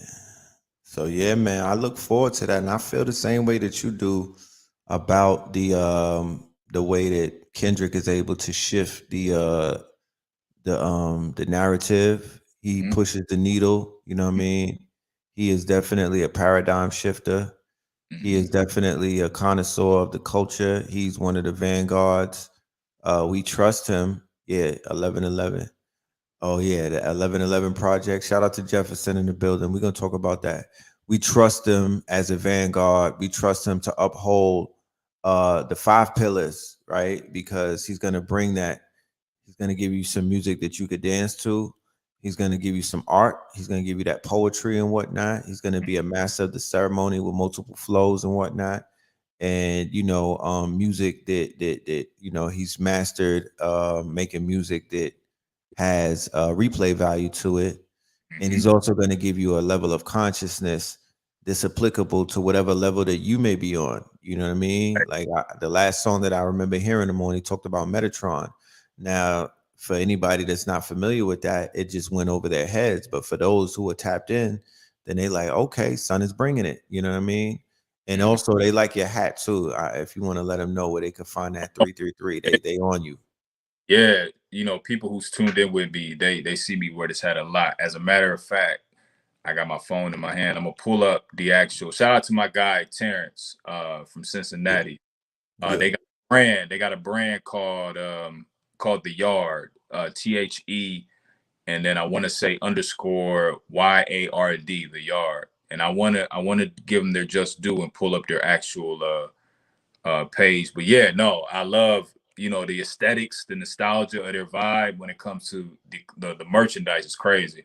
But yeah, shout out to my guy Terrence out of Cincinnati. He's the one who runs this brand, and called The Yard. But you know, once I pull it up, I'll announce it. But yeah, this hat is fire. So, you know, Kendrick is he's an easy shoe-in to help to rescue, you know, an art form that, although has multiple tentacles these days, it is an art form that has evolved to multiple subgenres and whatnot. Connoisseurs of the art form, such as myself, the brother ALKEBULAN, Blue, and others, you know, we have brother Rich Cambada, of course, and many others. We have an affinity to, you know, the purity of this art form being, you know, elevated. You know what I'm saying? We don't want to reminisce on back in the days. I don't want to fucking keep talking about the 80s and whatnot. You know, I want to rather, you know, look forward to the now and what tomorrow holds, you know, knowing that there's a bunch of artists who have formulas and they're activated and they're stepping into their roles and whatnot to provide a certain type of frequency and to be a certain type of soundtrack to a movement that is currently taking place, because we're in a movement, we're a part of a movement, we're helping to steer a movement. However, there's no real soundtracks to identify the movement or to push the movement in the direction that the movement needs to go. Even back in the days with the civil rights movement, they had soundtracks. They had artists who decided to, quote unquote, grow out their afros and take the perm out and whatnot. You had the Nina Simones who really switched up in real time and start going conscious on these niggas. You had the Marvin Gayes who went conscious, Stevie Wonders went conscious and whatnot. They didn't just go woke, they went conscious and whatnot, the Sam Cooks and whatnot. So we would have had that type of quote unquote expression coming out of our music industry if it were not for the whatchamacallit, I would say the infiltration of the woke movement by way of Soros and all of the quote unquote groups that he pushed to the forefront and whatnot with Black Lives Matter and all of their offshoots and shit like that. And by doing that, that allowed the musicians to willfully be ignorant again and hide behind this operation when they were definitely being inspired by a stronger, more pure frequency coming out of this community before the rise of the distractions. That's a fact. Yeah. And just to plug them real quick for the family who's interested in the hat, I got pulled up the actual site. It's called The Yard Brand, THEYARD, and then brand, theyardbrand.com. So yeah, make sure you go shop with the family over there. The Yard Brand. The Yard, yeah, YARD. The Yard. Go. Okay. Shout out to them. Yeah. So yeah, man, right now, again, we're living in the throes of a situation where it's a lot of, it looks like there's no hope when it comes to the music. Like Red was speaking about, we don't have necessarily like a soundtrack to represent what we demonstrate. This is another level of godship that we are on. You got the conscious community, but in my opinion, what I feel like and what we're presenting is something completely different. We're creating a whole new avenue when it comes to demonstrating intellectual property, because not only are we bringing the aesthetics, but we're making this shit look cool. You know what I'm saying? Like, and we're relatable. So we're reachable too. So, not only can we educate the grown folks, but we can educate the younger cats. And, we need something of a frequency that is going to basically, parallel with that. You know what I'm saying? And yeah, that's something that we're missing in the community. So, and shout out. I want to shout out though Kimbada. I want to shout out, Loaded Lux. I want to shout out, of course, Ampu. All the individuals that are doing music on a frequency that is conducive for us. Facts. Be considered the soundtrack to what we do in real time today. But that's something that has to be stamped. As far as Rock. Shout out Lizzie Jeff. Yes. Shout out the Twin Pillars. Absolutely, of course. A Rashid. Yeah. It's a lot of them. So, they're doing the work, and they're presenting music. And I know Lizzie Jeff specifically, is demonstrating a whole nother, goddess-ship, when it comes to her music and her aesthetics. It's another vibe, that brings you, a whole nother level of, I would say, love, because it demonstrates a level of self-love, what she's presenting, you know what I'm saying? And, that's more of what we need, you know what I mean? So, yeah. Right. Wait till you see her live in concert, bro. Oh, I'm gonna have to sponsor that. Yeah, you need to see that. You need to see that in your life. Yeah, yes, KT the Ostrager. I'm sorry. Yes, my brother KT with the moss and whatnot. His pen is very dangerous. Yeah, I see. I heard and seen that. Like that's yeah, man. But shout out to all the artists that's doing their thing out there, man. But yeah, that's what I feel like to me. Oh, I want to shout out to Paloma Ford as well. I want to shout her out. But there's again other streamline of artists that are coming out that is going to be the soundtrack to what the Blues, the Alkebulans, and the Reds do. That is going to represent. 19 got balls. 19 Keys got balls too. You feel me? There's a lot of people popping out. Yeah, I never heard that. Nah, he got something on Ampu albums. Fire. Okay. Shout out to Lighthouse. Yeah, so I agree with you. I'll keep it on. This new crop of artists are going to definitely make more impact than has been made in the past few years and whatnot. It's been kind of quiet, I would say, in these spaces and whatnot. We're due for some rumblings. We're due for some disruptors. We're Right. due for for some megastars coming out of these quote unquote sectors and whatnot. We're due for that at this time. There's such a thing called balance, you know what I mean? And while the drill and other rap runs wild and whatnot, you know what I mean? While whole culture is taking off, the drill music is taking off because those also are running hand in hand. And we'll get to that. You want to get to that tonight or another day? The whole culture. No, what culture? Whole culture. Oh, I mean, shit. That's Well, I mean, we could tag it on. Let's do it. The fact that, that would they mask that sexual liberation when WAP, right, was Mm, also, because around the same time of the Brooklyn drill in 2020 during the protests, taking front and center, right? Because Pop Smoke's song Dior was the unofficial anthem of the protests and the marches and whatnot. They were playing Dior, Dior. It has nothing to do with protesting, has nothing to do with black people uprising. It wasn't we gonna be all right, you know what I mean? It was Dior, Dior, bitch, I want all, you know what I'm saying? I've been putting all the stores. So that was like a looting anthem. Niggas was like Dior, Dior, I'm running up in Dior. You yeah, know what I mean? yeah, And then I remember WAP coming out, right? Wet ass Punani, right? WAP dropped. And it was like after WAP dropped a week later, niggas wasn't marching no more. They wasn't even having that conversation.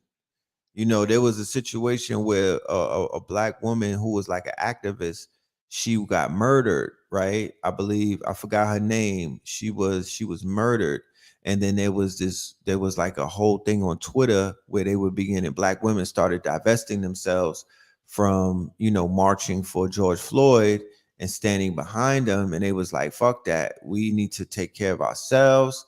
We giving too much time to cis males, that cold shit that they be using. And hmm then WAP dropped, and it was like, yeah, we out of here. We off that. yeah, yeah. That was definitely a detour of what took place.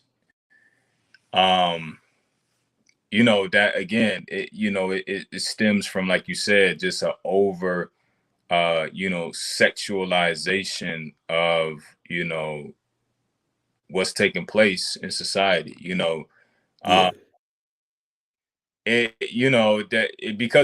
remember that when that came out, and even drawing back before that, I remember when the Migos dropped Bad and bad Bougie. and bougie.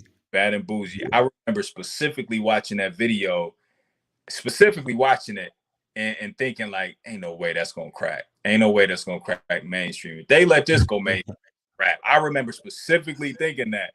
And when that shit right. mainstream, I'm like, oh, it's a wrap. It's done. Like, and from there, like, it turned into, what it is today. You know what I'm saying? But uh that's a delineate of a lot of what we got going on as far as staying focused on the path, because again, it's a form of being over sexualized, in a way. So, yeah, I agree 100% with that.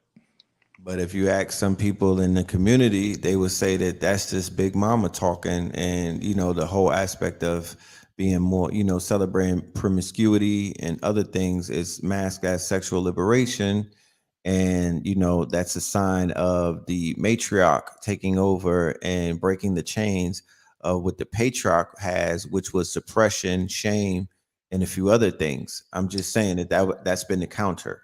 I mean, yeah, and I get that perspective too. Like, women showing a level of self-empowerment, sexual empowerment. Their argument is basically niggas can talk about, their dicks all Yeah, all day, day. Yeah, that part. whatever, you know what I'm saying? But then when we do it, like it's a problem. Right. But and I agree to a certain extent, but at the same time, like I don't even feel like that as a people we are even healed enough to even be able to have that level of discipline to be able to see it from that perspective. You know what I'm Right. saying? So when we see WAP, immediately we want some WAP. Like, it's not a situation Right. looking at it like, oh, okay, like, you know, they're out Yeah, there we're so evolved. It's it's just, evolving. Yeah, yeah, let's yeah. meditate. Let's meditate. Right, right. We're not looking at it from that perspective. So, Right. you know, but like I said, at the same time, I agree with the idea of self-empowerment. I think when you overshadow it to where now it's like, nah, fuck niggas, like we don't need men anymore. Like it's self-empowerment. Like that's when it gets ugly. You know what I'm saying? In the level of unbalance. You know, we're talking about Right. art taking over the patriarch, but it's like, you know, nobody's really talking about the unity of the two. You know, nobody's talking about bringing both together. Um, Well, I would say subtly, I don't mean to cut your wisdom, but subtly, if we are to follow the artist who made the song, right? You have Meg the Stallion, who's going through her own trials and tribulations. You mhm, know, she's wanting to believe, to be believed and whatnot, to be supported from and to help to heal from some traumatic experiences that she went through. And then you have the video that we just watched of Cardi B, the mother, right? Not the whore, and not the quote unquote slut, and not the not any of that, not the dancer, not the sex worker, but you have the raw emotions of the mother saying that she wants to just be the mother to these two children that she bore. She wants them to grow up and whatnot, and she's at a point where she just wants to enjoy motherhood and being a wife, mhm, mhm. And right? yeah, no, and that's very telling because again, you when you see Cardi B in demonstration on videos, it speaks completely different than how she sounded in that video, you know, when it's coming from a mother's standpoint. So, Right, you know, it goes to show even beyond money that, you know, none of that can really bring any level of happiness or even self-empowerment, right, you know. But when you begin to face yourself and you know you adhere to certain duties that you signed to take on, even if it's against your own, you know, even if you're compromising your own integrity, you know, right. the level of depression and you know things of that nature that you go through, because again, you're compromising who you naturally are as a person, you know. So when you're hearing Cardi B, you're hearing the mother, you know what I'm saying? That alone, and again, it didn't go viral too much, but that video alone is self-empowering to a certain extent for women because you're hearing somebody who women want to be like. Women want to be like Cardi B. They want the status like Cardi B.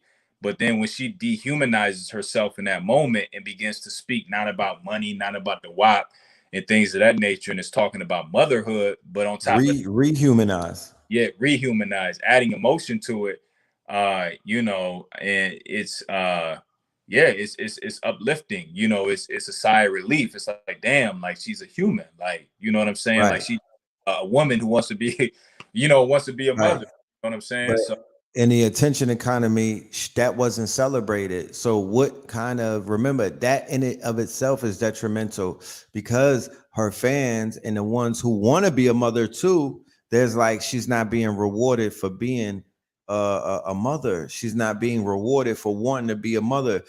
Her message is not being rewarded, right? It's not being quote unquote hailed up. It's not going viral and whatnot. So subliminally, they'll be like, shit, that ain't the way.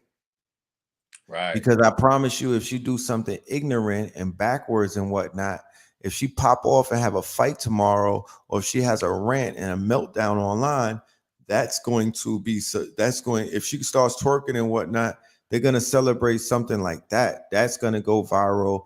And for the people, the unsuspecting followers that she has, and the impressionable hearts and minds that are out there who are like, yo, what, you're I look up to you. You're an icon. I want to live your life. I live vicariously through your tweets and through your stories and posts and whatnot. They're gonna be like, wherever the motherfucking wherever the reward is, that's the activity and the action that they are going to mimic. you're going to mimic, right? Because like They're you said, going to mimic.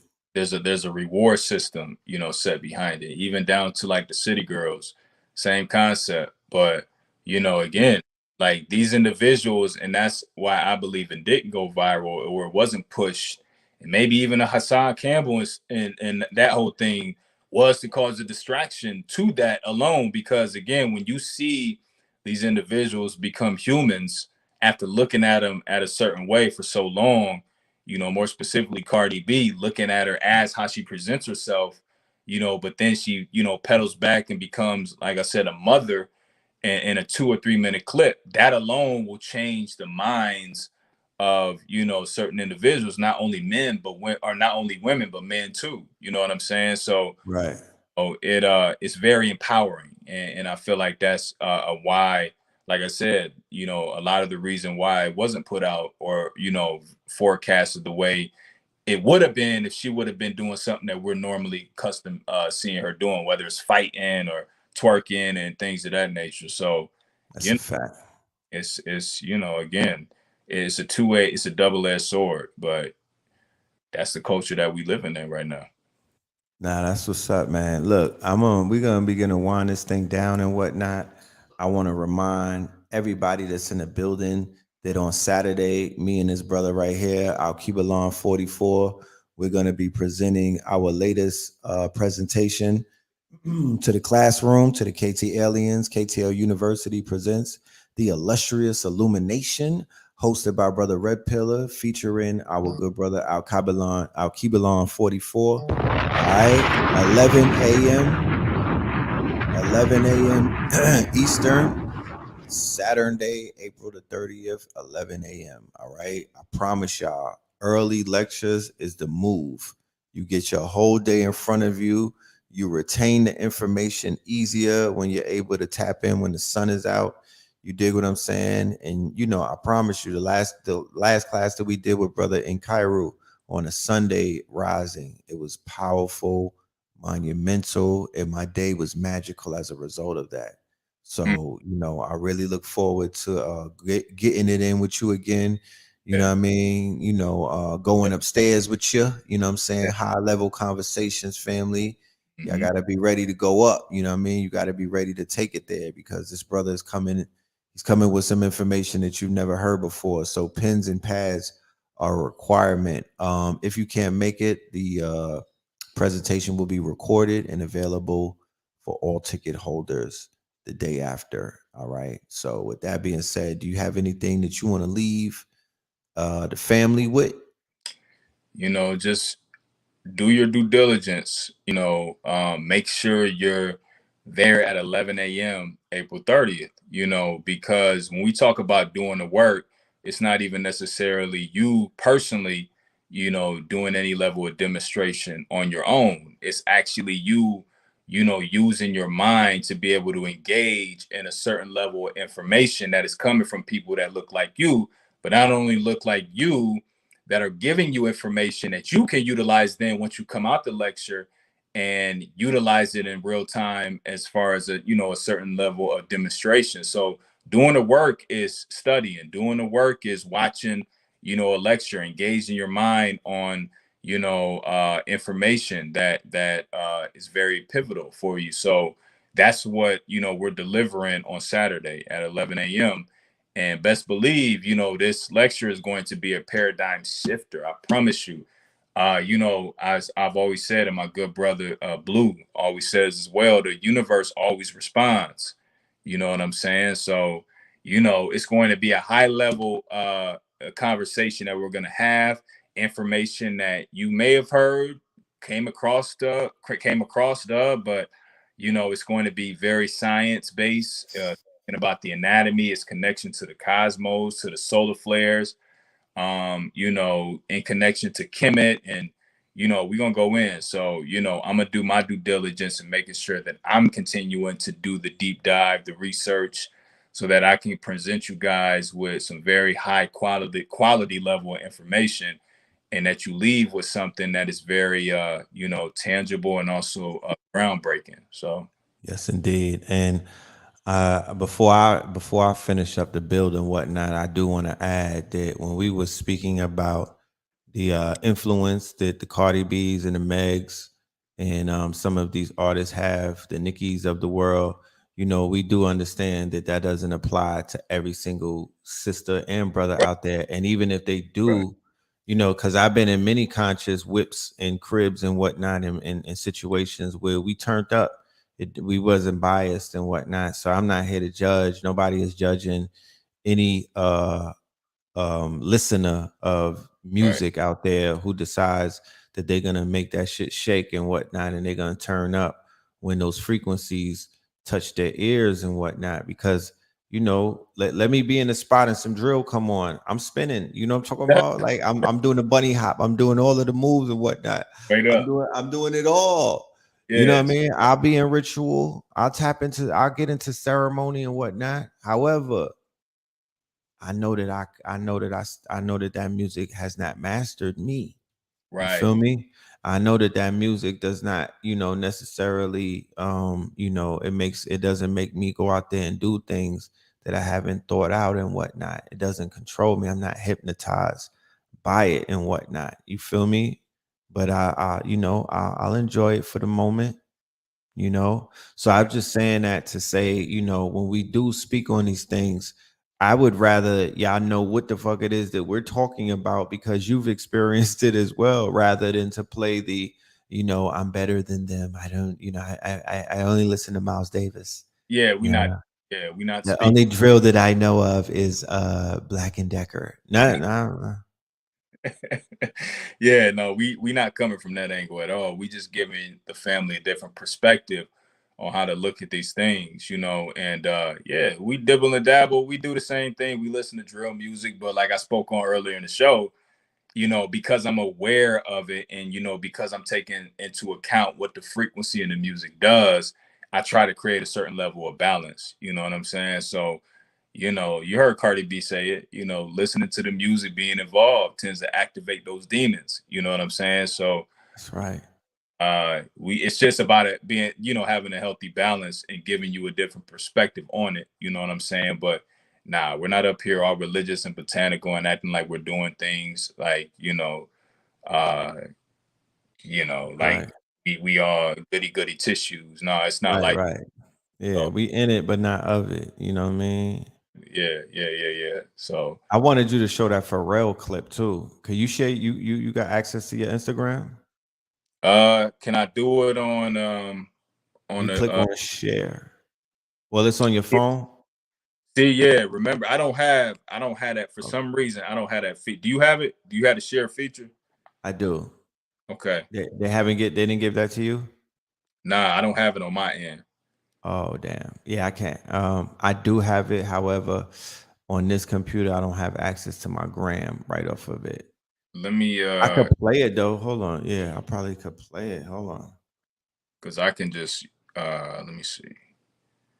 Where you Yeah, gonna I'm gonna play play it. phone that you on? Oh, you okay, you I just want to say thank you. It's almost dry. Like, it's crazy. It's crazy the way it turned out, man. Yay crushed it. Um, and man, just the response, the fans like reacting to it. When I get with Pusha, the only thing he don't even want to talk unless we just like conjuring the demon sound. That's it. Um, that's all he wants. So, it was fun to go back there and just make, things that feel great to us, with zero compromise, zero concession. And to see the overwhelming reaction and the response has just been so like heartwarming. I'm like grateful. It's crazy. It's almost dry. So, you know,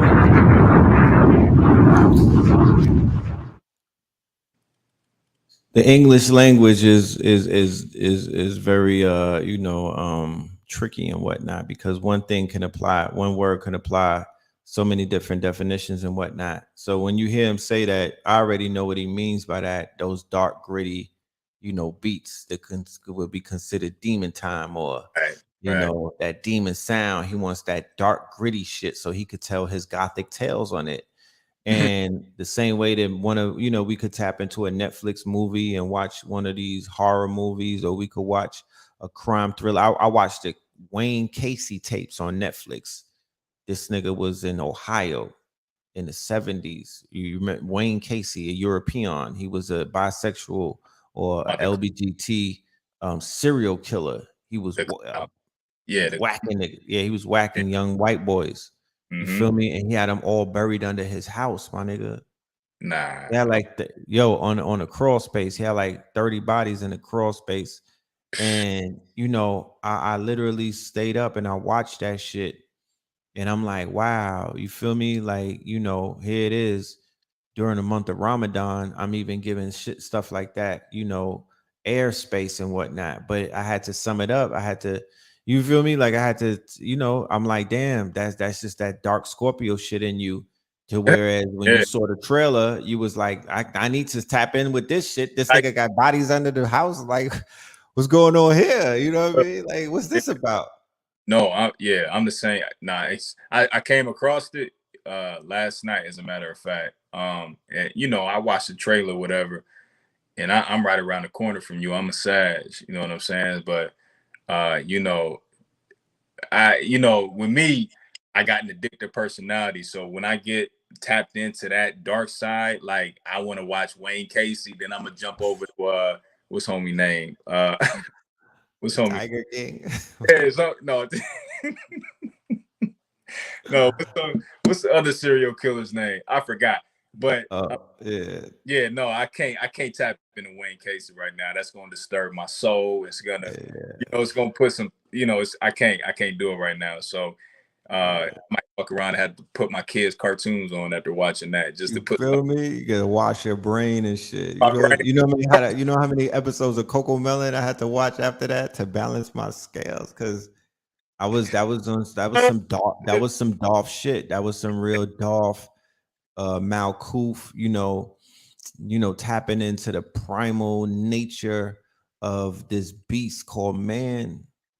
You feel me? But it's like, as the investigator, as a Scorpio, as the investigator, and as the deep diver and whatnot, we dive into those murky waters. You feel me? To understand certain things, the psychology behind shit, and just the depravity that man has in his brain. You know what I mean? Like stuff like that is enticing to the mind of mine, just like a sponge. And I'm like, that's how I approach this music too. And not just this music, but this culture. So there's these dark corners in the culture, and there's these do not enter signs that niggas just, when we see that, we like, I need to enter because what's going on? Like, what's in here? Yeah, trust me, I'm the same way. When I'm watching that, I'm trying to really tap into the psychology of this individual. Like, what can drive a man to do something like that? Like, I'm watching it, but I'm watching it. Like, I'm just trying to study his face expressions, how he's moving, like what takes him to get to that point. Like, that's what I'm interested in, the psyche of these individuals. You know what I mean? So yeah, Pollock, you know what I mean? Childhood trauma. All of that. And we'll talk about this too down the road, but just imagine these individuals who are actors, like Anthony Hopkins, who has to play the cannibal. You know what I'm saying? Cannibal Lecter. You know what I'm saying? What type of psychology do they have to tap into to allow these energies to come over them so that they can play these, roles? You know what I'm saying? So that's a whole nother ball game right there. But yeah, Yeah, somebody said it's in their nature. You know what I mean? Yeah, fact. That's why they can do it so well. It's in their nature. Yeah. Straight in it. You know what I mean? Because, I don't want to get too deep into it, but based off of his alternative lifestyle, and the fact that that lifestyle was considered very shameful in the 70s and whatnot, the way that he was killing these children and whatnot, that the way that he was taking out his shame was in the form of basically murder. It was almost like a fetishment. You know what I mean? His fetish, he weaponized his fetish. And you know, he basically, and then when you do the research about the pogroms that used to take place over there in Europe and whatnot against these people that were from Poland and other places in Eastern Europe who had alternative lifestyles, you know, that's when you get into child blood libel and whatnot, where, you know, a lot of these stories about serial murders and the exploitation and the harming of children follows groups of people everywhere that they go. Mm, So in these places that they migrated to as a result of the Homestead Act, and where they put all of these Germans and these Polacks and these other people from Europe, these Russians and whatnot, and they gave them all of this land in places like Nebraska and places like Canada. You know, that's when the serial murders and all of these things begin to skyrocket, when these quote unquote demographics, these demon graphics of these people that were mixed in to their the different nationalities that came over here, they had these people mixed in with them, mm-hmm. right? When they told, give us your tired and your poor and your malnourished and sick-minded motherfuckers. They forgot to add that in the lyrics too. That's who they sent over here. So Mm-hmm. you begin to see all of that shit play out and whatnot. You know what I'm talking about? Mm-hmm. And it's no surprise that these suburban areas, these are all of these places where indigenous people got their lands taken from them. They got murdered by serial killers Yeah, who fact. gave birth Fact. to serial killers. Mm-hmm. You know what I'm talking about? Mm-hmm. And it's no surprise, it's not shocking to me. However, that's what be enticing me to study this shit, because I know that they're just touching the surface, especially when it comes to some of these cookie cutter documentaries. You usually got to read the book to go into the real shit, you No, know. yeah, that's a fact. But like you said, like, you know, these individuals were birthed, you know, from serial killers. But look at us. We turn around and begin to imitate these individuals, right? We became we turn Become what you despise the most, though.